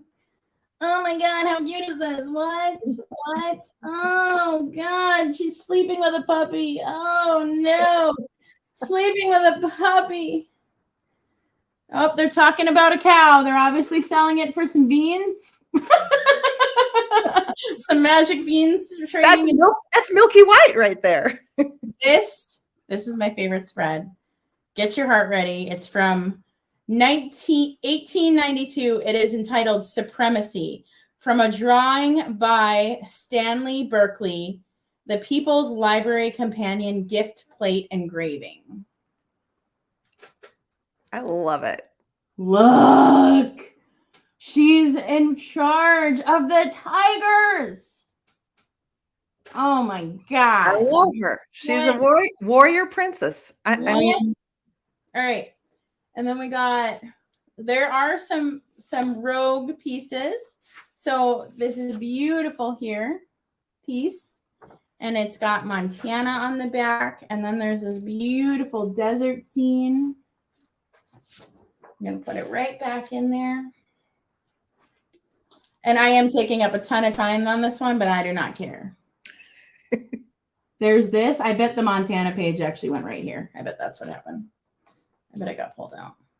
Oh my gosh, what are they doing? Look at, don't you just want to be on that boat? Oh, I love it. I want to be on that boat. And that's, You. this one is 1886. This one is 1886. Wow. So, all right. Another plate. Children being cute. Yes, Angela. More time. I'm showing them all. I don't care. Like, I know it's a long time, but like, there's so many in here. You just gotta understand. This one is 1897. This one is June of 96. Okay, that's kind of funny. So she's gorgeous. Oh my God. Oh yeah. This one, oh, I don't know if I'm able to show it, but oh yeah, it's loose, so I can. This one is entitled The Friar's Solo. Oh. And then on the back, lovely lady. And there's another lovely lady and her daughter. All right. I know. Look at her. And there it is. That's the last page. Wow. Isn't it amazing that they're all huge? Like it's all beautiful pictures, like big, beautiful pictures. So I took a ton of time with that, but I think it is worth it. So let's count it down. I think we all enjoyed looking at that. So 10, 9, 8, 7, 6, 5, 4, 3, 2, 1, and bid end. Thank you, everybody who had interest. I honestly don't know if anyone had interest. I was consumed with what was happening here. I don't know what was happening in the chat. Yeah, this is amazing. I'm excited that I got to bring it because you all know, like you can't find this and you can't find it as good a condition as it's in, and you can't find it. So no, not as a compilation like that. It's awesome. I mean, well, it's just the person took so much time over so many years. Because congratulations, Tammy. Thank you. This is coming to Tammy. You're gonna love it. And you know what? Like I would even just display it like this and then look through it when I wanted to. Or you could take one of those plate stands and put it on the wall and open it to a spread you love. I mean, it's just so good. Yeah. So good. Oh my gosh. Okay. So that took only 10 minutes. It's fine. It's fine. Next I am going to do, that was my first one, right? I think so. Next, I am going to do number 4, Angela. We're starting this at $18, and it is a Bristol glass vase. Now, this does come with a caveat. This is a big one. There's no chips, no cracks. I'll explain more as we go. This will get shipped separately, okay? This will not go in a box with something else. So just beware if you pick this up, it will get shipped separately. I have to double box this. There's no question asked. Like, this is so paper thin that it has to be double boxed. It has to be extremely protected. So this is a Bristol glass vase, and it's a big one, which is so fun because I always find them in their little. And honestly, I think I find them in their little because these are so fragile. They probably didn't survive the big ones. They probably got knocked over because they're so lightweight. You could even walk past this and like the air of you walking past it can make it fall off a shelf. So this is 10 inches tall. And what I love about this is it's fall themed, y'all. It's got gold dimensional painting of acorns and an oak. It's so beautiful. Whenever I try to show something close up, my face gets like really scrunchy.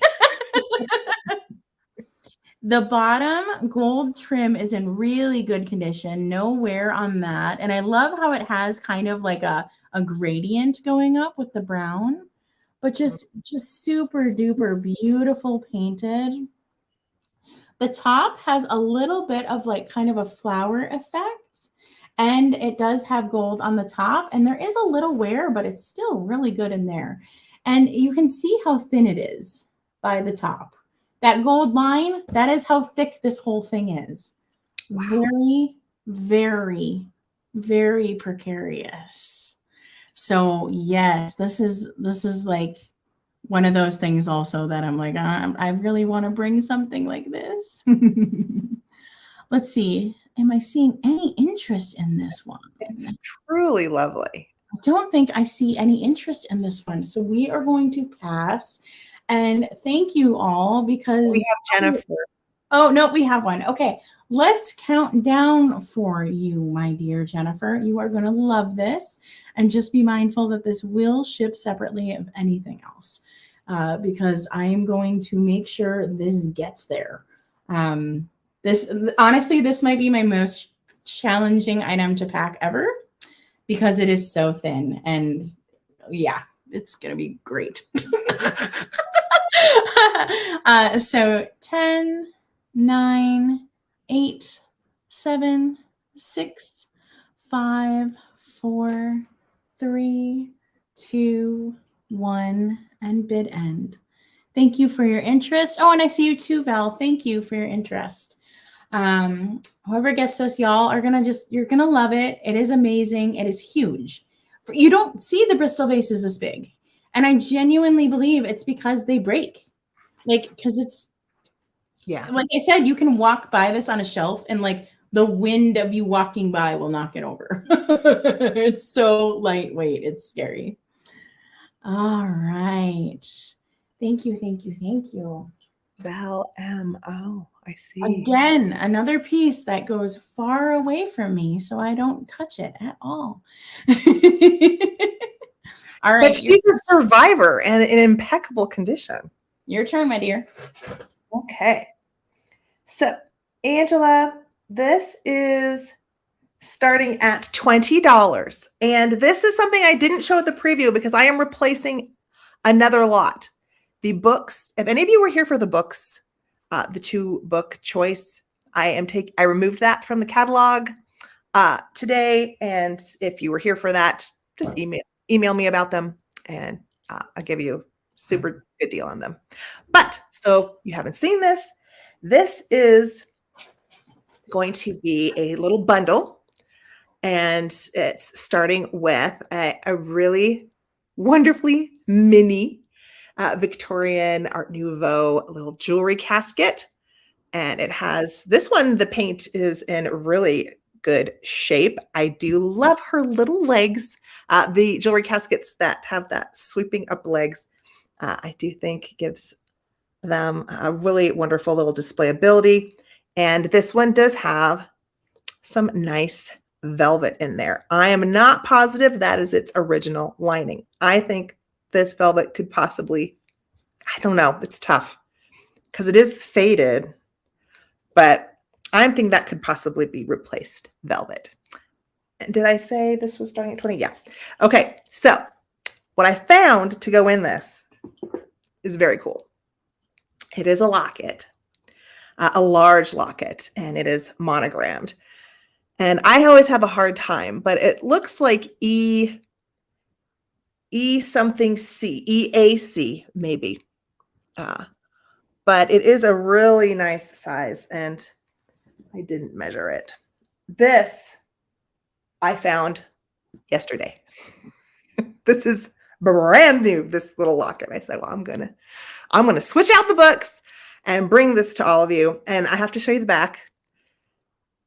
It has design on it. And as far as like damage, it looks like it kind of got a little pinched, like there's a little concave little spot in here, but nothing, horrible. Just a little concave spot right in there, but beautiful etching detail on this. You guys know how much I love these etching details. And what was really cool when I opened this is there are 2 antique gentleman portraits in here. I think it's the same man. One with the same man, yeah. But one's a little more casual, one's a little more proper with a little suit and tie. And I thought, how awesome! Look at that. This is what gets me going, is little displays like this. I think this is so cool. So that is Dang, a Heather Elizabeth special right here. dang, that's cool. Isn't it? It's just like, oh my gosh, I love it. And it's just, this is another one where you're never gonna, there's only one of these. There's only one of these. And how fun. So I was like, I'm saving this. So pleased that I can, when I can find little treasures like this, I get super excited. Okay. Is anybody interested in the, let's see. Oh, I think it's in, my friends. That locket alone. I know, locket, and it's very possible this could be gold plated. I don't have a tester. I don't know. I don't think it's gold, just by the look of like the edges. It just doesn't, but who knows? Who knows what this was? I don't know. I just loved it for the details, the personalization, and the photography. So I will count down 15, 14, 13, 12, 11, 10, 9, 8, 7, 6, 5, 4, 3, 2, and 1. Stop. It is, isn't it? Great little display, Joyce. It's perfect. It is so insanely perfect. I thought, oh, just the teeny tiny size fits so cute with the larger size locket. Okay. Oh, there's a few bids. Yay!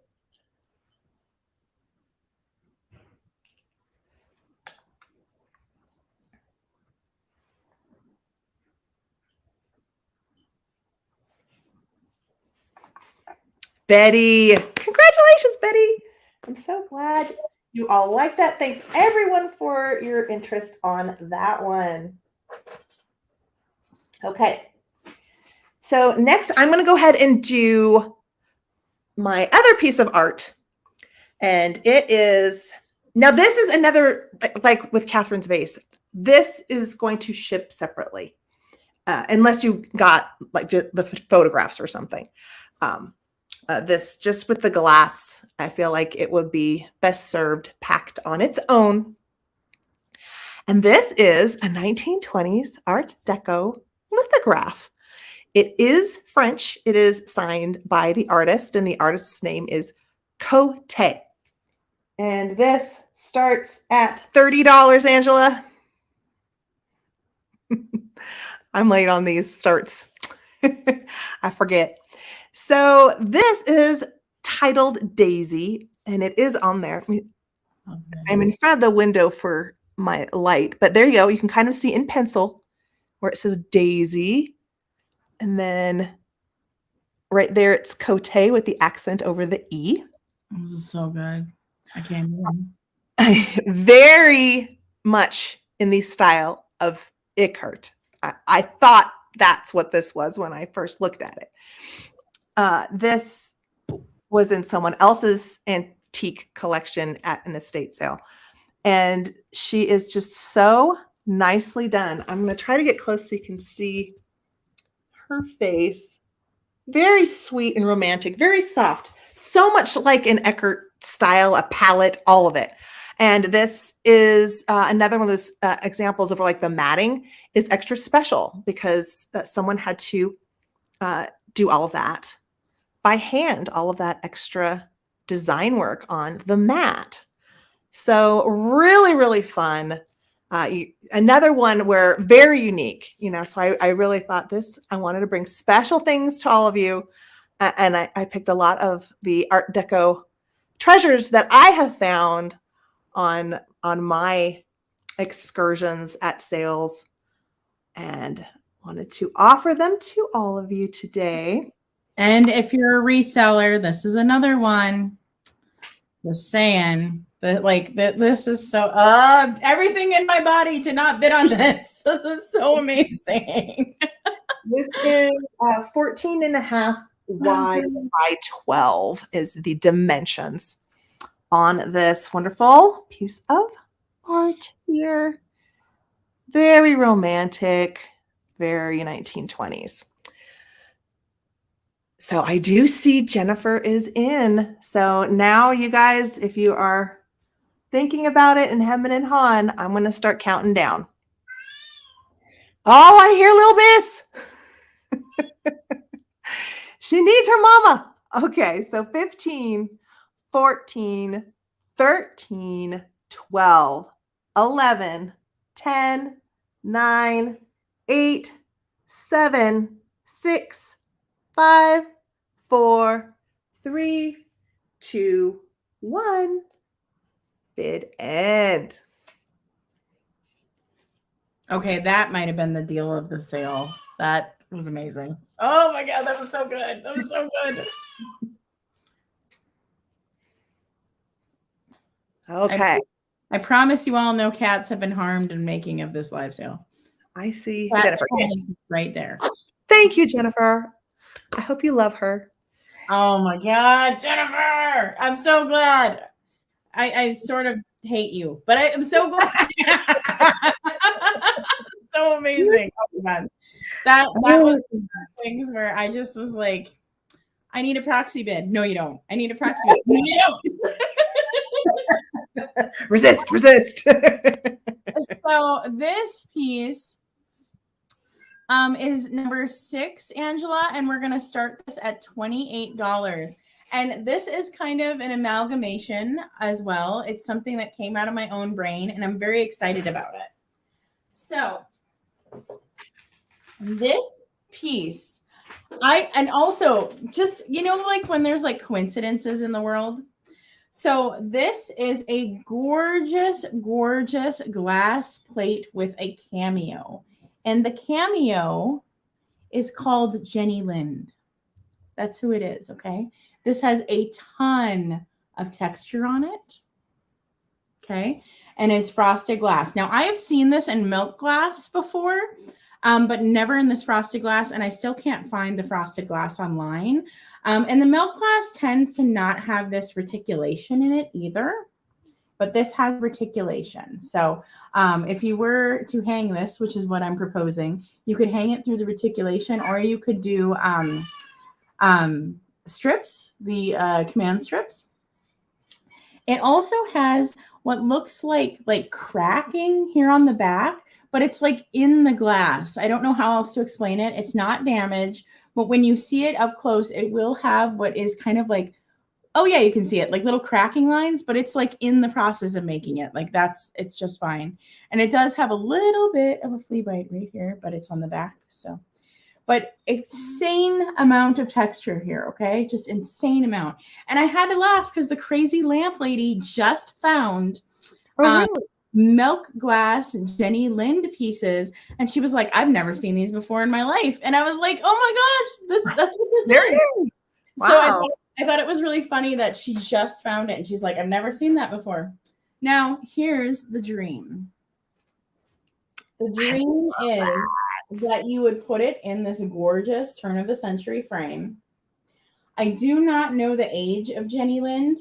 From what I can tell, is this was made from like the 1800s all the way to mid-century. It's a very, very beloved kind of cameo, Jenny Lind. And you would put it in this beautiful frame. So let me give you some dimensions on this. So that is the vision. The vision is that you would put this in the frame. And I was even going to put it in my own gallery roll, and I ran out of space. So this is 7.5 by 11. And then the full frame is about 13 by 16, about 13 by 16. So this would be so gorgeous on a gallery wall, and it would give so much dimension. You know what I mean? Just so different. I have a Jenny Lind match stripe frosted glass. Oh, that's awesome. But yeah, so beautiful. I don't think there's any interest in this. Let's see.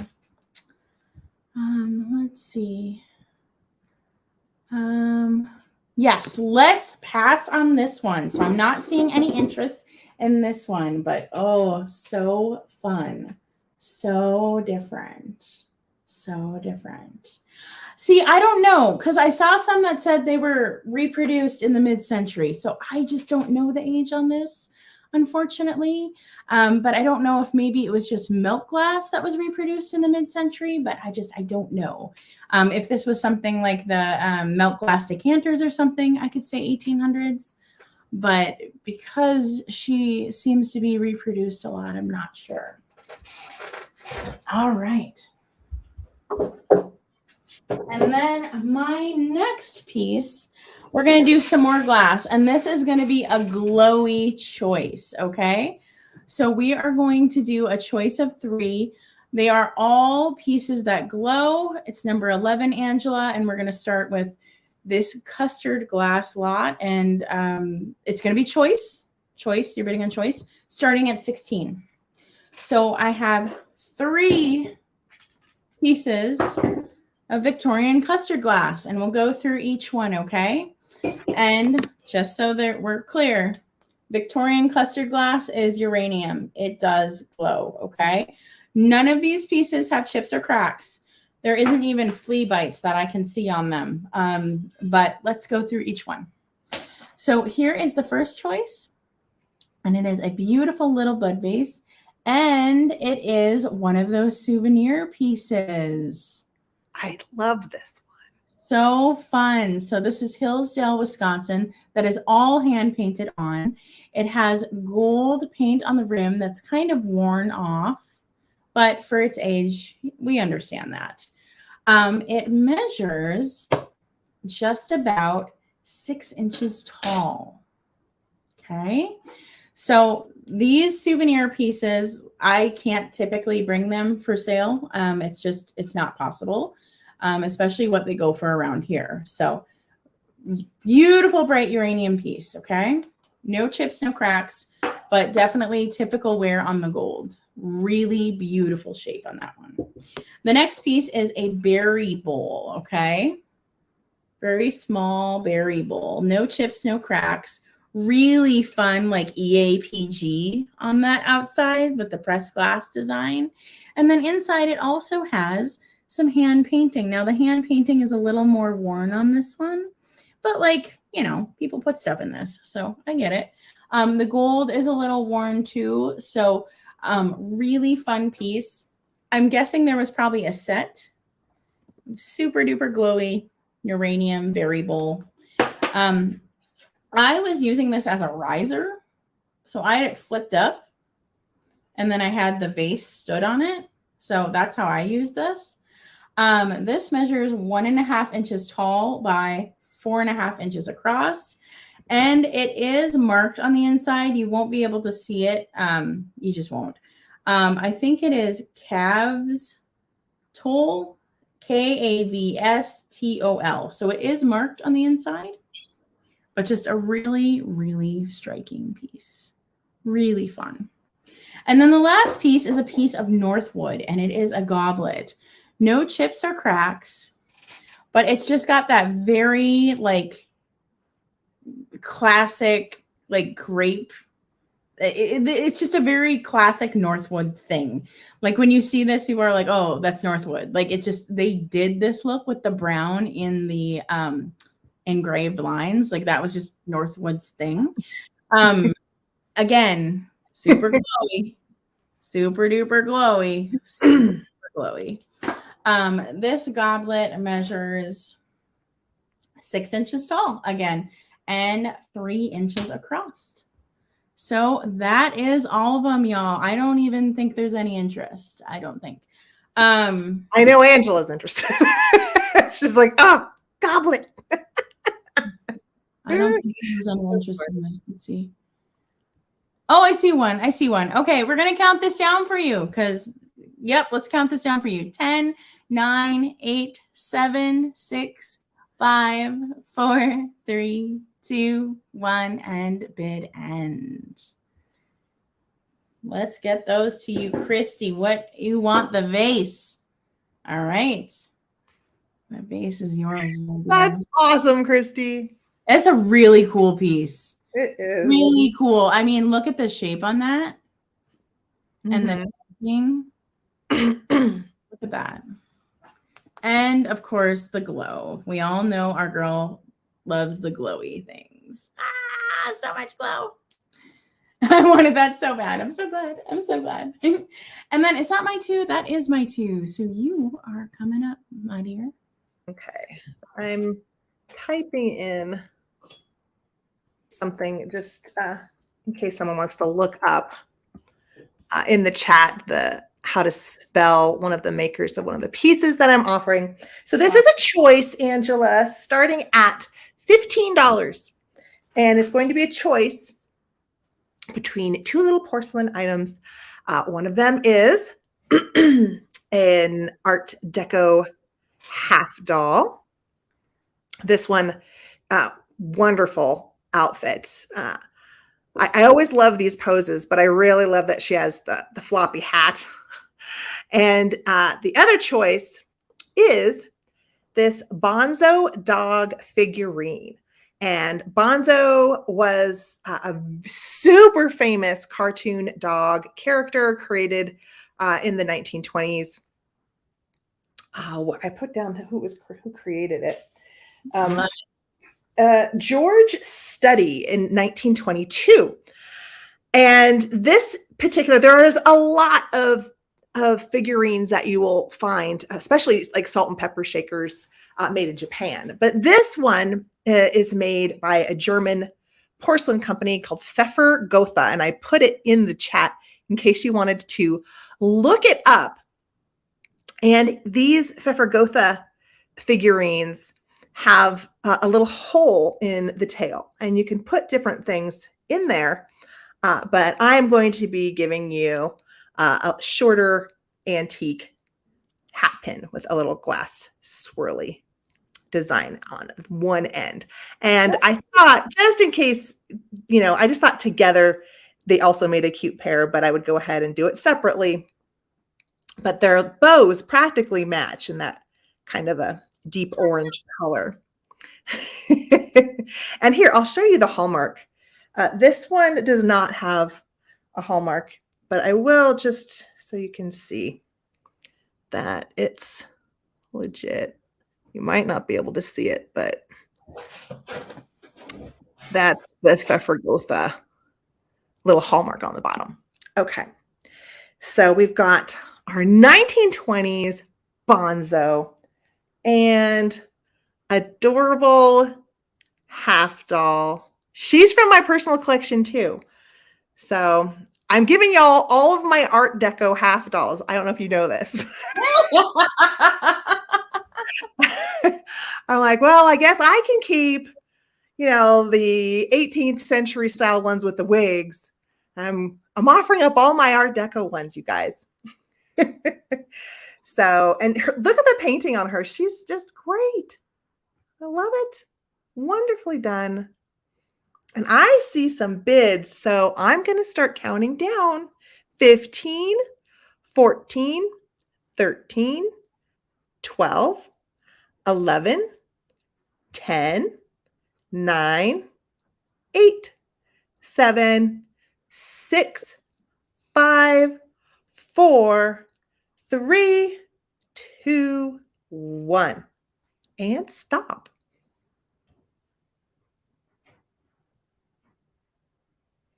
Does she have holes? No. No holes.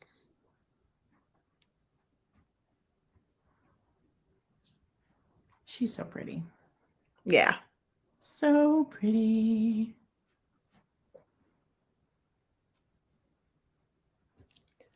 Twist of fate for 20. Which one do you want, Twist?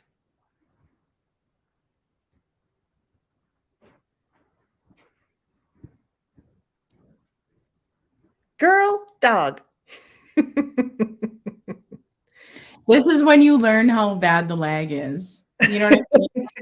Because it has to, what you say has to get to them and then come back to you. So it can be like 40 seconds. Like that's almost a minute, right? Yeah.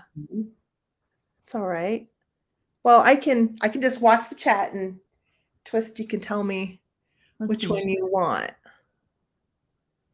Oh, you want the Bonzo. Aww. All right.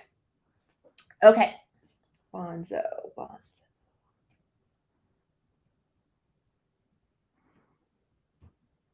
Okay. Oh my goodness, we're getting towards the end. I feel like I've sneakily kept like the best things to the end. Like I didn't mean to.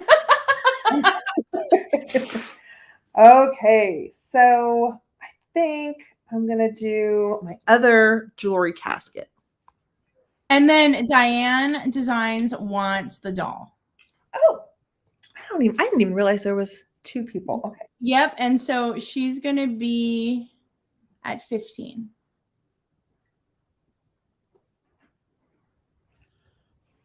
Wait, Diane. Designs by Deanne. Okay. Yeah, definitely don't forget to send your YouTube name as well so that I know that your name and your YouTube name it's all together. Yes, and I believe Diane recently changed her name. I believe that's a new handle. So just make sure you do send your info just in case, because sometimes new handles, we can't figure out how it connects. I know it seems obvious, but like it actually doesn't. It doesn't. Yeah, I can't figure it out like in my contact info when it changes. So yeah, exactly. oh, Okay. Congratulations, everyone. I'm so glad you got what you wanted. Okay, I'm going to take these items out because I just left them in there.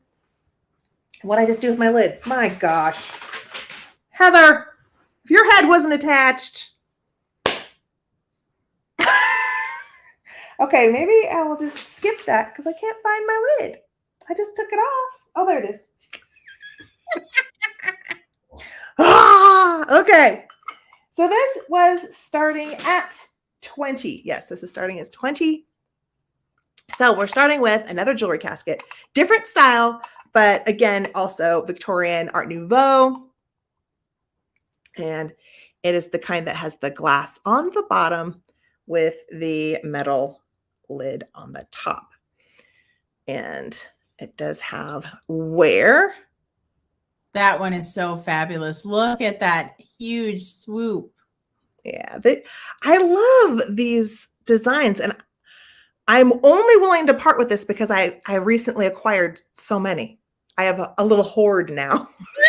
A little hoard of these awesome style of boxes from another collector. So starting with this.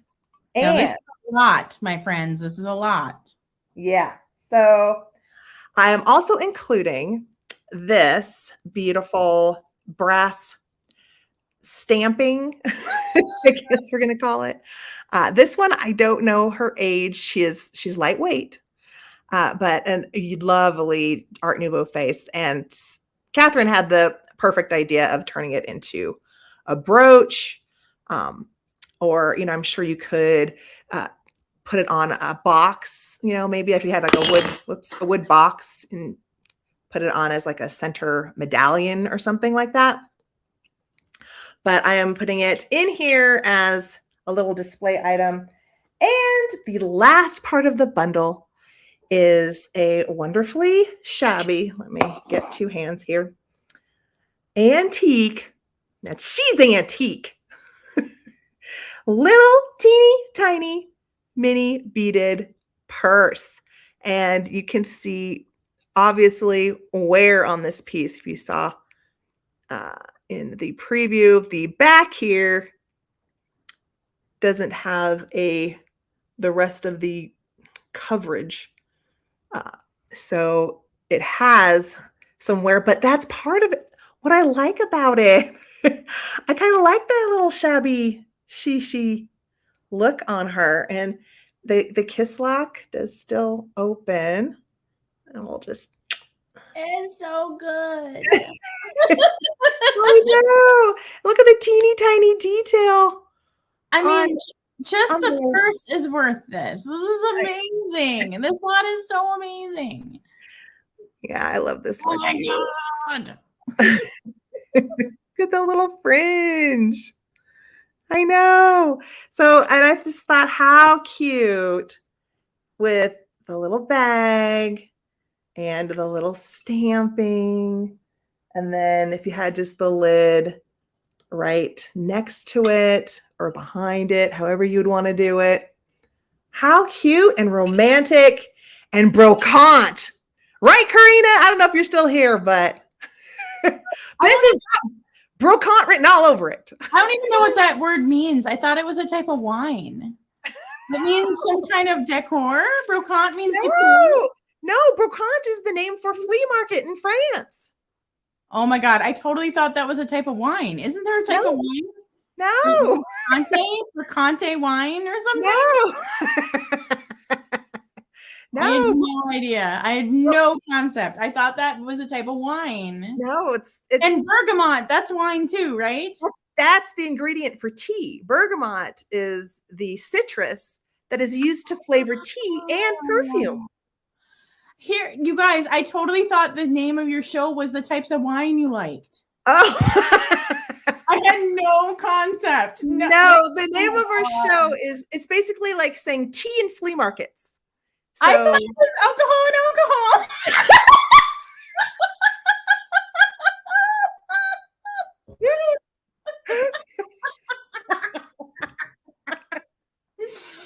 Oh God.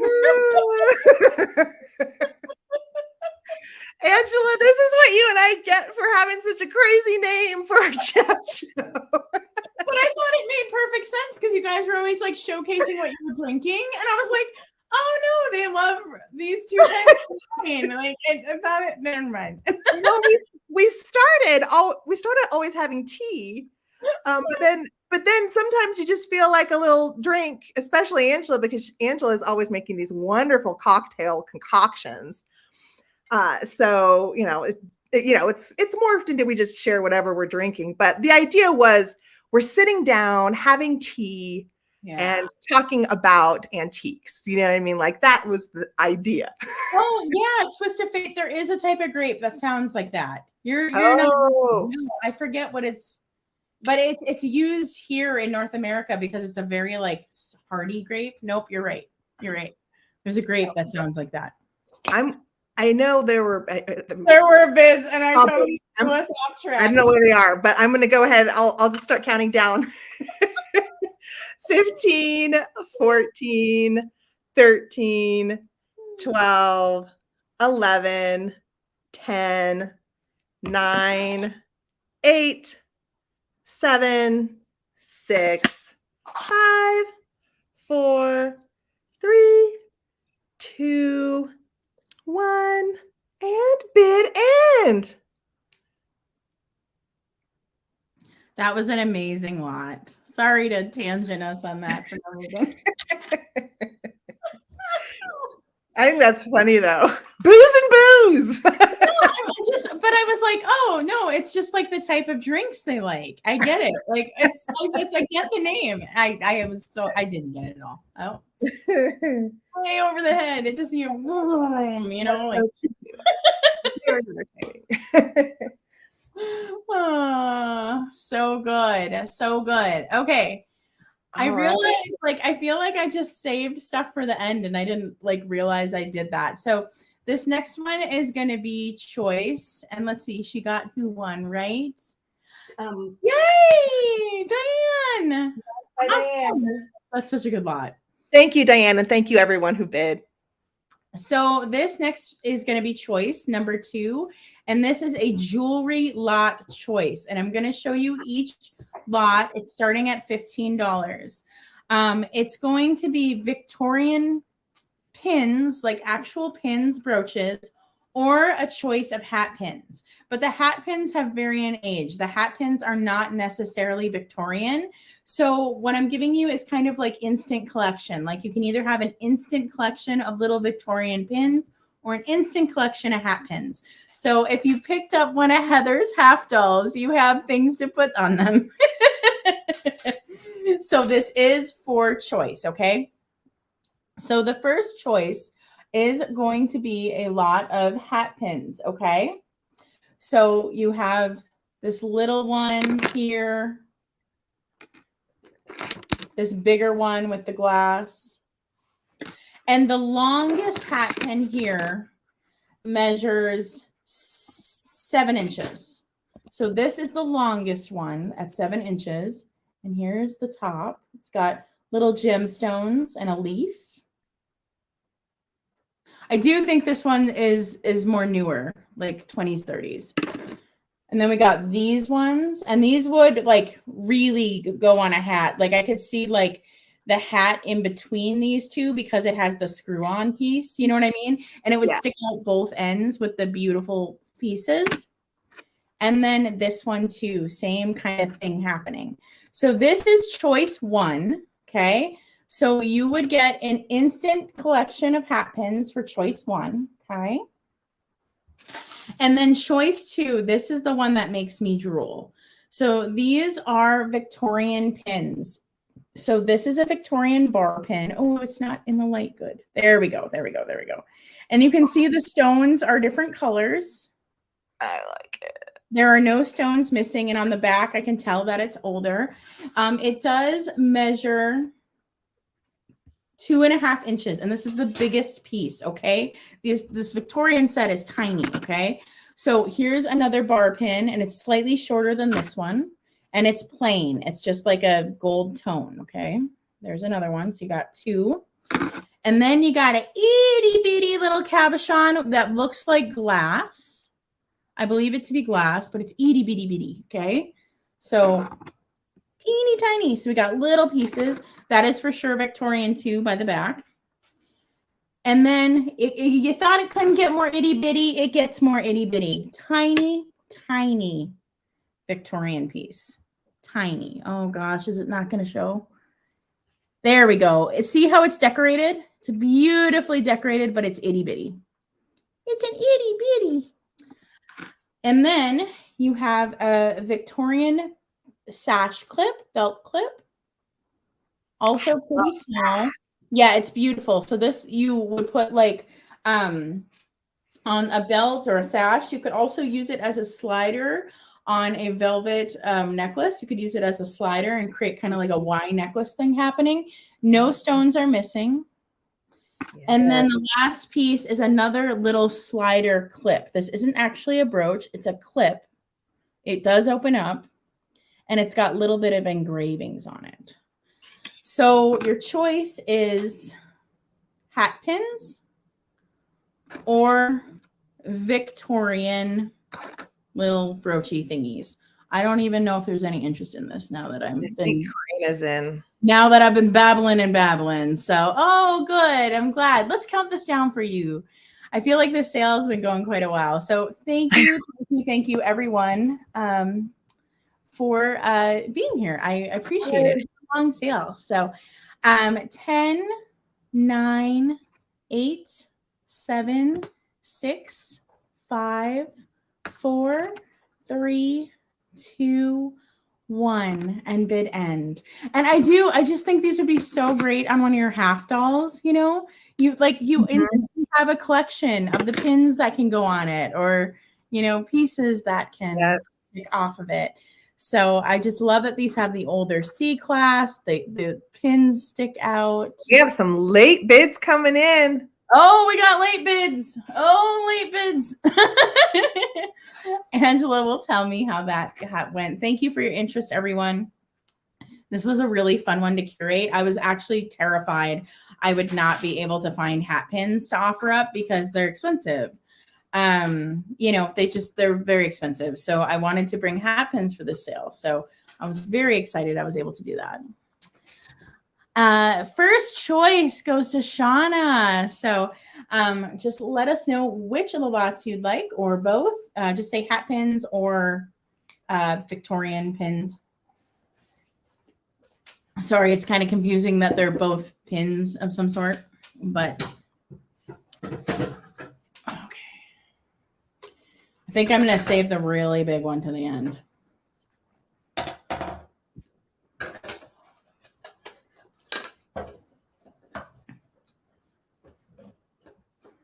All right, so Angela will announce that when she comes through on which she would like. And then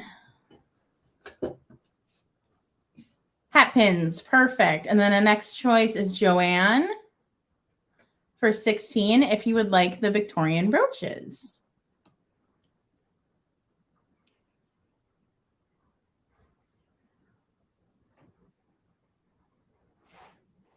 One thing I have noticed in the sale is people are way more chatty than my typical sale. So Okay. she likes them. Good. Congratulations. So thank you everybody for who's talking and chatting, because things are like flying way up the chat compared to usual for me. So I really appreciate how many people are here. Thank you so much, you guys. Like watching the chat fly up and realizing like you don't even know what happened means you guys are here and supporting us, and that means the world. So thank you. That's amazing. Thank you. And then, so Angela, we are going to do this frame. We are going to do, let's see, what number is it? I don't see it. Number 5. Yep, Angela, she was already on it. She knew which one it was. We're going to start this at $16. So I'm not sure the age on this, but looking at the hardware in back, I'm sure it's at least mid-century because the hardware is older. So it is not a more modern made in India piece. It could be a made in India piece from the mid-century, however, but it screams Victorian. Look at that, y'all. It's all cutouts. Is that not just amazing? And I will give you the dimensions on this. There is really no damage on this. There's nothing wrong with this piece. On the back, the hardware, I can tell is older. The way it's just the nails and the little screw things. So I know it's older, okay? And then someone added a new piece here to connect this stand right here. This piece is newer, like within the last 10 years, somebody added just to keep it from slipping or falling down. Exactly. So I know that that's newer, and but I don't date the age off of that. Somebody did that because they loved it and they wanted it to keep working for them. But yes, really gorgeous piece. Let me give you the dimensions. So inside the photo is 5.5 around. And what this reminds me of is those Victorian buttons, right? Those Victorian buttons you could find. Wouldn't that be so cool displayed in here? I mean, any photo displayed in this round circle is I've been thinking about that. And I was thinking about it the other day, and I was thinking how cool if you had a small needle point in there. I think that frame would be awesome. It would be just like such a wonderful Victorian display for a needlepoint if you had one. This thing is just like such grandeur. I just love the grandeur of it. This is 10 across by 13 to 14 tall. So it's substantial, but it's in really good condition. Whoever had it loved it, which is why they added that extra piece. And they just took really good care of it. You can tell they oiled it over time because it's not dried out. Really, really pretty piece. And thank you for your interest, everybody. I'm so glad you like this one. This one, I would say out of the sale, this one I thought was more of a risk than some of my other ones. So thank you for loving it. Oh, I know, sepia tone or black and white. Oh my gosh, or something that was black and white and was hand colored. Oh. All right. 10, 9, 8, 7, 6, 5, 4, 3, 2, 1, and bid end. I appreciate everybody who bid on this. Thank you guys. This is a really beautiful, beautiful piece. Really pretty. It's gonna look amazing in your home. It's gonna look amazing. I almost kept this because it's so amazing. And that is my 2. Now I believe you just have one left, right, my dear? I do. And okay. I'm going to, again, change what I'm bringing to the sale. So this is going to be a surprise. All right, let's do it. Let's do it. So this is newly acquired as well. This is not from a personal collection, but I did just pick this up. So this is a 1908 copy of Alice in Wonderland. And in honor of Katherine Young and her Alice in Wonderland book collection, I thought, I'm gonna bring this, obviously. We're not friends anymore. I this one. When I take I don't know. When I take the cover off, you have so many. But so the cover is in horrible shape. Like it's been taped, but it's hanging in there. You've got the paper cover. Like, I mean, if I were to put this online, I would describe this cover as like very poor, very poor shape. And look how half of it's missing. What is the start? Oh, this is going to start at 25.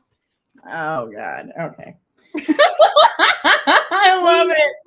Look at it's barely hanging on, you guys. I see no problems here. It's I'm just trying to be transparent about the paper cover part.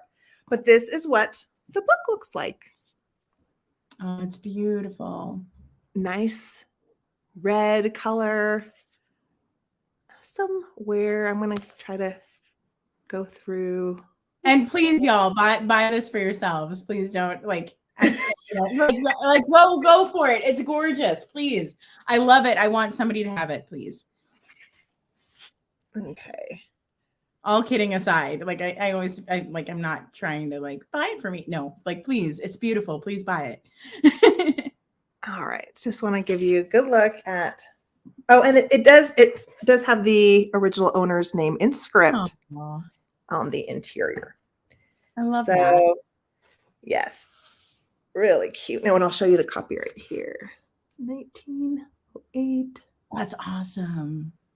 And you can see these are the illustrations by Tennille. I know there are other illustrators, but these are definitely the ones by Tennille. Very popular.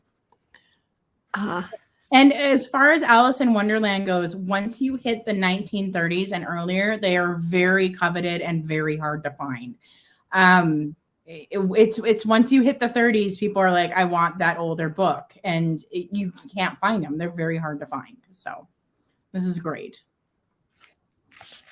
Yeah, it's looking pretty good. It does have some of that fun.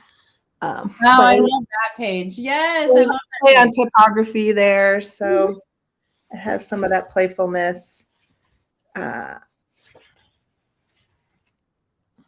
But looks good. You know, I would say, yellow pages, but you don't want crispy white pages on an antique book.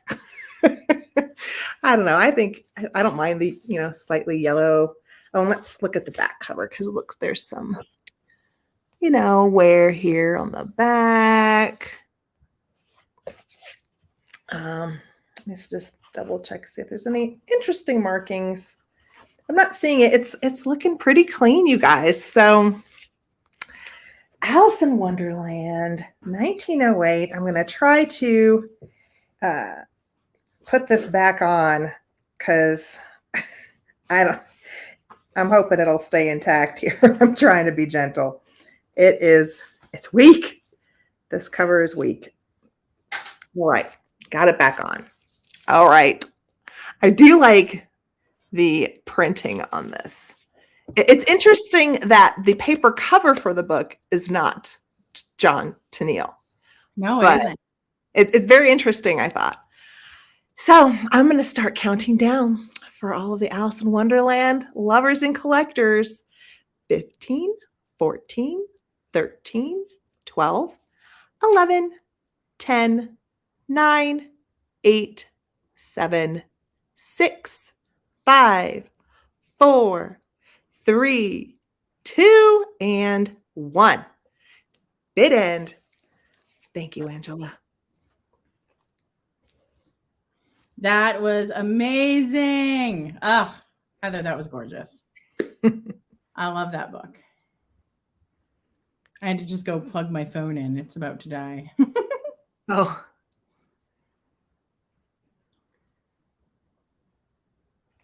Oh, we got some people coming in after the bid end even. Oh.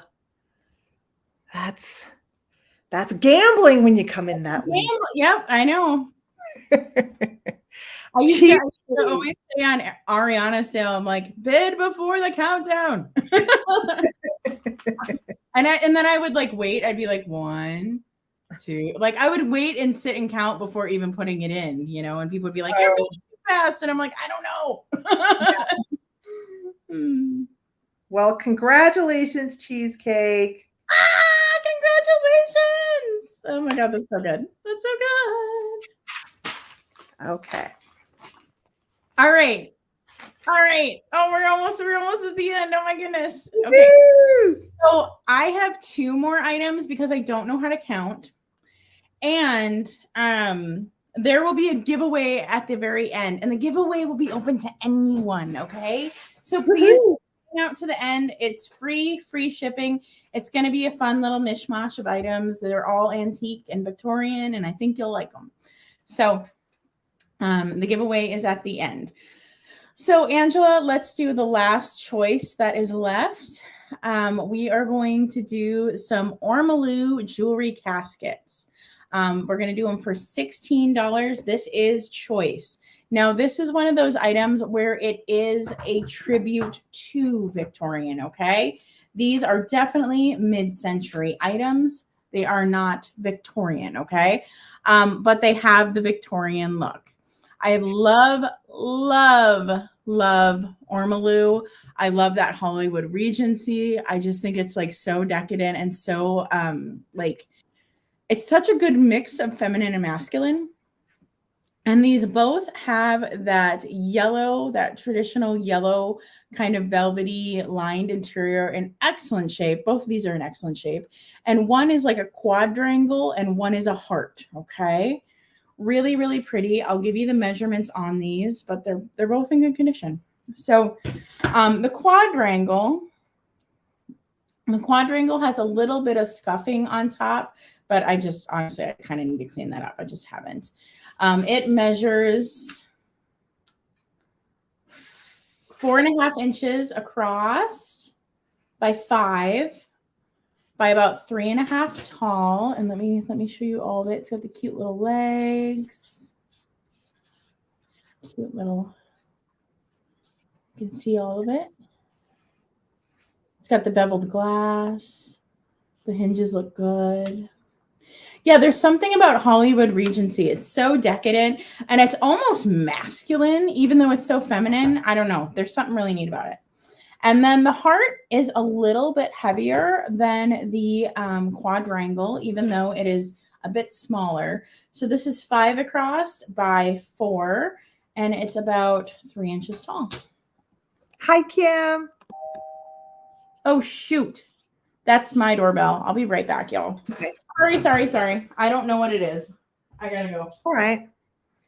Yeah, I always thought that the ormolu, those boxes were supposed to be reminiscent of like the antique French display boxes, and the 60s version is just a take on those.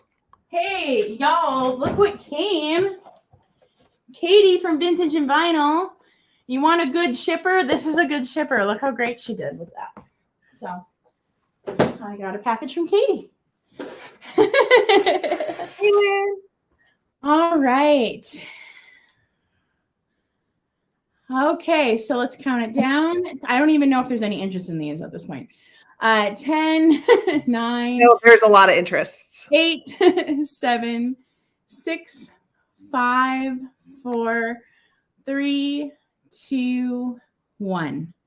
Bid end, my friends. I hope these go to somebody who's just going to love them, because I love these. I keep these in my own collection. I don't pass them on. So feel blessed. I don't pass these on when I find them. All right. Okay. So Angela will tell us the winner of choice for these. And you can just say like square or heart. You don't have to try to spell quadrangle. I don't know what. Gloria. These for 60. So congratulations. Thank you everybody for your bids.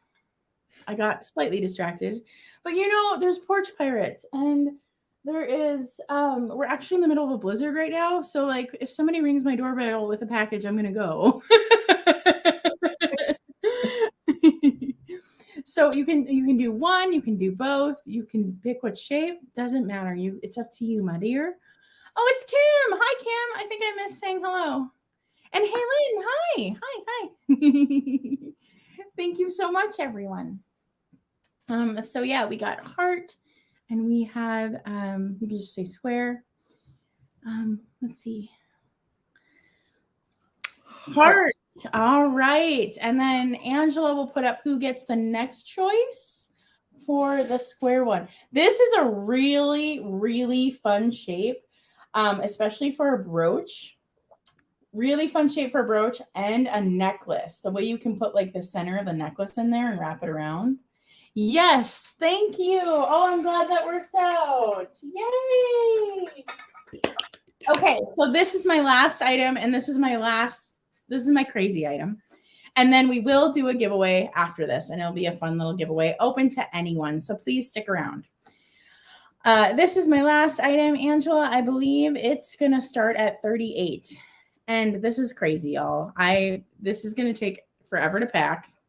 I regret nothing, but I know what's coming. And when I bought this, the auction house declared it to be Victorian. However, I don't know, okay? I don't know because a lot of these like the style never changes, if that makes sense. They have kept making the exact same things over time. However, what I'm about to show you, I have not found online. There are damage issues. We will talk about it.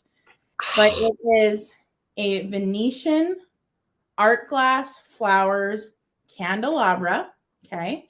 We'll go through the damage and everything so you can see it. And with that, you also get the Venetian art glass grapevines. There is a pair, okay? There is some damage. We will talk about it, but you also get the pair.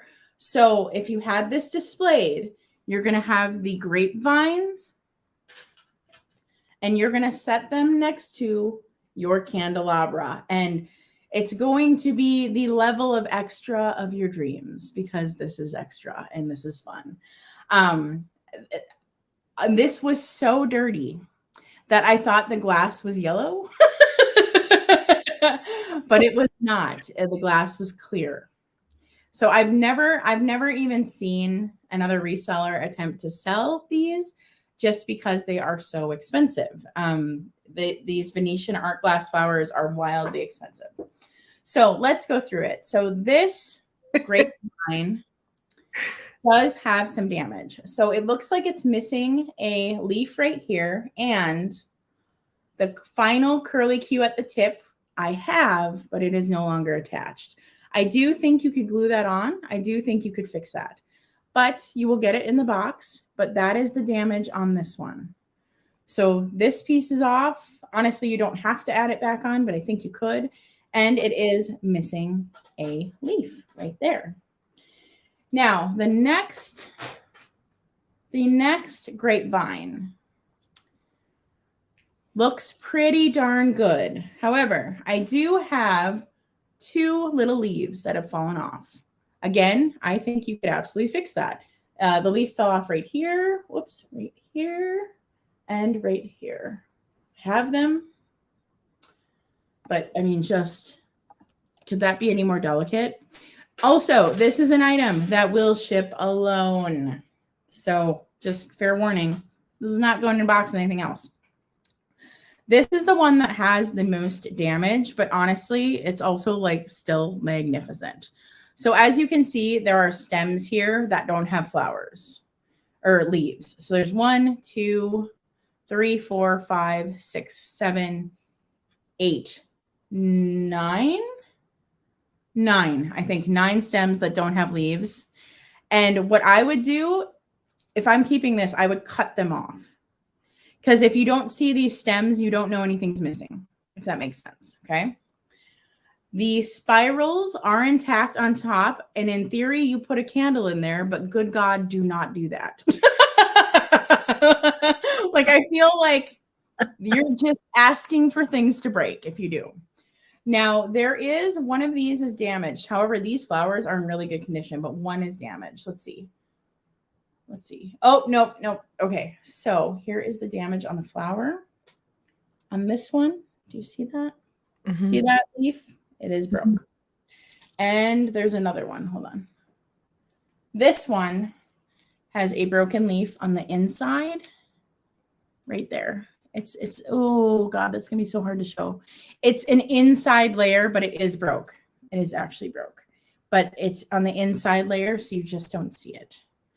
But like amazing and stunning. And like if you were to try to buy these online, like I can't touch them. They're out of my budget. So I do think this is probably Victorian because of the other items that were at the estate. It looked like they traveled towards the turn of the century. And so I think this was like a souvenir they brought back. It's so amazing. I love it. Now, I wish I would have thought about this. Like I didn't take a before picture and I should have. I sent pictures to Heather at the beginning and it was just covered and disgusting looking. And when I cleaned them up, I was like, this is so much even more beautiful. I mean, just look at the way the petals, the detail of the petals. You can tell this is Venetian glass. Like, look you can just look at it. Look how the light goes through it. I mean, it's so wildly beautiful. But yeah, it looks like the technique has continued on. And I do see some bids. Thank you so much, my friends. When you get this in person, you will not be disappointed. This is going to be epic. It will be shipped alone. It will not be shipped with anything else. And I am going to spend hours packing this. It is going to get to you and it is going to survive. I promise you. I'm going to take very, very good care of it. And I'm excited to bring it. It's just something different. I've just never seen anyone bring anything like this before. That's because how often do you see these types of items? I've never seen this in person. I've never seen this in person. I've seen them online, but I've never seen them in person. So, all right, let's count them down. 10, 9, 8, 7, 6, 5, 4, 3, 2, 1, and bid end. Thank you, everybody, for your interest. And after this, we're going to do a giveaway. And it's open to everyone. The giveaway's to everyone. They're still bidding. All right.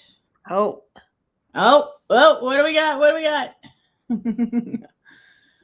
All right, I'll have Angela call it since it looks like everybody was still going. So thank you for your interest, everyone. I truly appreciate the support on that. I mean, I drove over an hour out of town to a really small rural community to go find this because I just thought it was really cool. I just went for it. Rosanna and Lana, thank you for your interest in that. I appreciate it so much. Thank you. Yes, Rosanna. That is a special piece. So great. Thank you so much. Okay. The last thing is a giveaway. It is open to everyone. Little Miss wants to help with it. So we will go grab her. Come here, baby. Come here. Come on.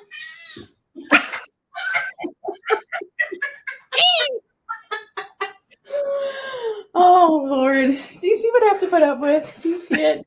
Okay. So we are going to do a giveaway. It's going to be a lot of items. And what's going to happen is I'm going to give you a word to enter in the chat. I will pick a random number and Angela will give the giveaway to a person. What I will need is if you've never contacted me before, I need you to go to my website and send me your contact info if you win, because I still need to ship it to you. Okay. So, all right. First item in the giveaway. This is going to be a lot. It's going to be this beautiful postcard. I do think it's probably like the 1910s. It is not, nothing on the back. Does it have copyright?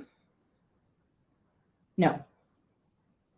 No copyright. So I do think it's probably 1910s though. It looks 1910s. Beautiful postcard. And then you're going to get this book, and it says, Jesus, Teach Me How to Pray. And it's little. See my hand? See the size? That's the size. Oh, yeah. And this one is copyright. Okay, so it does here. Okay, first, this got Robert's info in case he loses it. And then this is copyright. What is the date on this one? 1909, copyright 1909. So even though Robert wrote his name in here in 1943, this is copyright 1909. And it's just really beautiful. So it's just a really beautiful book. There are illustrations in it. It's just really cute. I think it could be fun to set out and display. And also, he had a bookmark in it. He had a bookmark of Jesus in it. So that's in it. So that's going to go with it. And then the last piece, I had this as an add-on item last night, and we're just going to include this in it. So this is a beautiful old cup. Lots of wear. There was words down here and it's gone. And I think it said, think of me, but this is all hand painted and purple. I think a tiger whenever I hear purple, you know, because you don't see purple often. No mark on the bottom. It's probably German. And that's all going to be in a giveaway. It is open to anyone. And if you want these 3 items, I will ship them for free. There is no strings attached. Type in purple. Type in purple and you will be entered. Do you see her? She's like Yeah. she's like the queen of the roost right now. Like, Finally. so ridiculous. You are Finally where I want to be. So ridiculous. And she's purring. So I feel guilty about putting her down. You know what I mean? Like she knows how to like. Oh, yeah. Oh, goodness. Let me stay here. What a little jerk, right? I just can't even. All right. So we are going to have Angela put in the stop, and we're going to go 5, 4, 3, 2, 1, and stop, Angela. She doesn't need me. She's being a little brat. She trusts me. She cuddles with me all day. All right. So I just want to make sure I don't put in a number that's too high. Angela, lucky number 13 is getting this lot. So lucky number 13. So let's see. 1, 2, 3, 4, 5, 6, 7, 8, 9, 10, 11, 12, 13. Yep. Okay. I see who the winner is, and I'll let Angela call it. And she's the final say. So Angela has the power.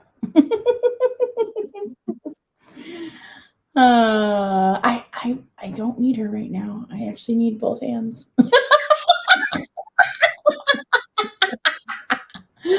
Oh goodness. Yeah, she's my baby. She's my baby. Oh. She is like the sweetest pet I've ever had. You know, like in your life, you just have.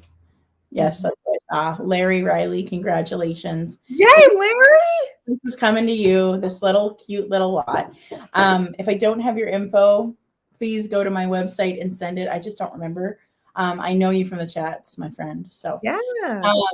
Everyone also gets a Victorian calling card in their orders from me. And that, I mean, we did it. We did it. And you still have quite a few people watching. And I think that's fantastic. Thank you so much. I know Saturdays are busy. You could be doing other things.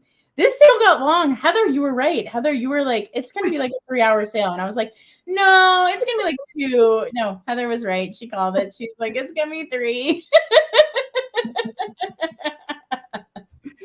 Yeah, well, I'm glad everyone stayed and had fun and hopefully, enjoyed just looking at. Sometimes it's fun to just see what people have found, and maybe, then they might be interested in something and then maybe they'll find it someday on their journeys and adventures and antique shops and sales.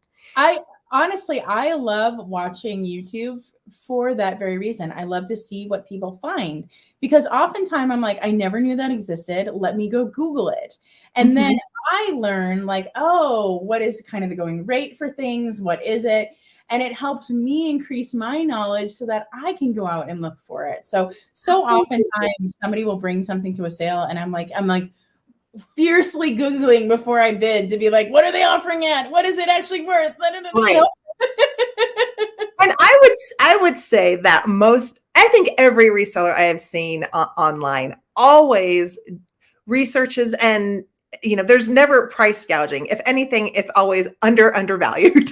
I would agree. I would say a lot of times, like if somebody didn't research something, it was underpriced. Yeah, absolutely. But oh my gosh, thank you for being here, y'all. Heather, when can people next find you?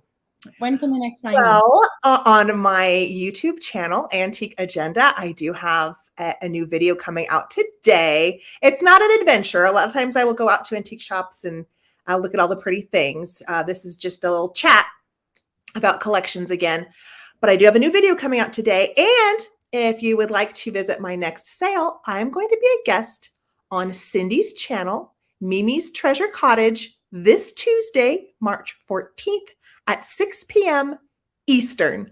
So I would love to have any of you join me and Cindy for Tuesday night, a little sale.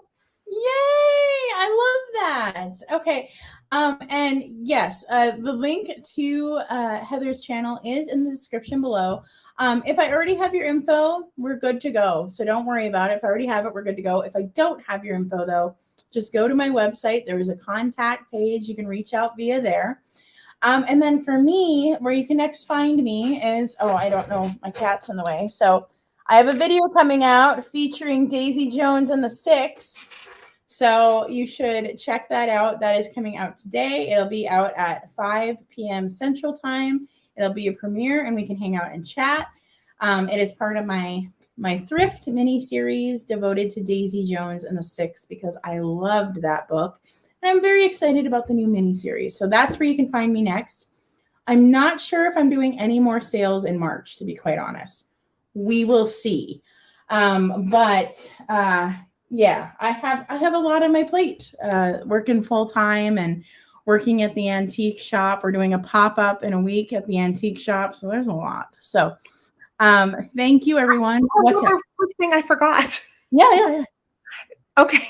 Well, our lovely moderator today, Angela, VOA.Quest1910, not only does she have a YouTube channel that I would love for you to go visit and subscribe to, but we also have a chat show on Monday nights. It's going to be on my channel this Monday, but it'll be on hers the following Monday. But you can always visit me on Monday nights as well. I totally forgot.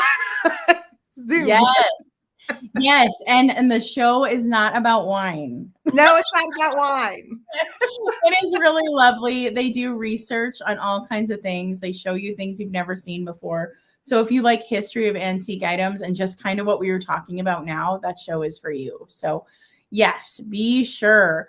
Karen, I believe Angela is a moderator now, so she should be able to put links, but yes. And anybody who just watches on TV and visits me, you can find Angela through me too. So if you forget, can't you click on anyone who's a moderator and it takes it to your channel? Isn't that how that works? No. But a lot of folks I find who are in watching these things aren't necessarily in the chats. They just watch and enjoy watching on the TV. That's what I used to do. And I wouldn't go into the chats, but it is fun to find new channels and find new people. Yes, you can. So anyone who is a moderator, you just click on their name and it goes to the channel. So you can, anyone who's a moderator, so like they're in blue with a wrench. Oh, I see it. Yep. She's not blue in our comments, but she's blue on the other side. Yes. So if you're ever like looking for someone's channel and they're a moderator, you should just be able to click on them. Thank you for putting in those links, Angela. I really appreciate it. It helps everybody out. So, all right. I am gonna go take a nap until the premiere at 5. So, And Angela, if you want to jump back on the back end of StreamYard after we're done, that would be great. I'd love to thank you in person. And that is it, y'all. Stay creative and Bye. coming. Bye-bye.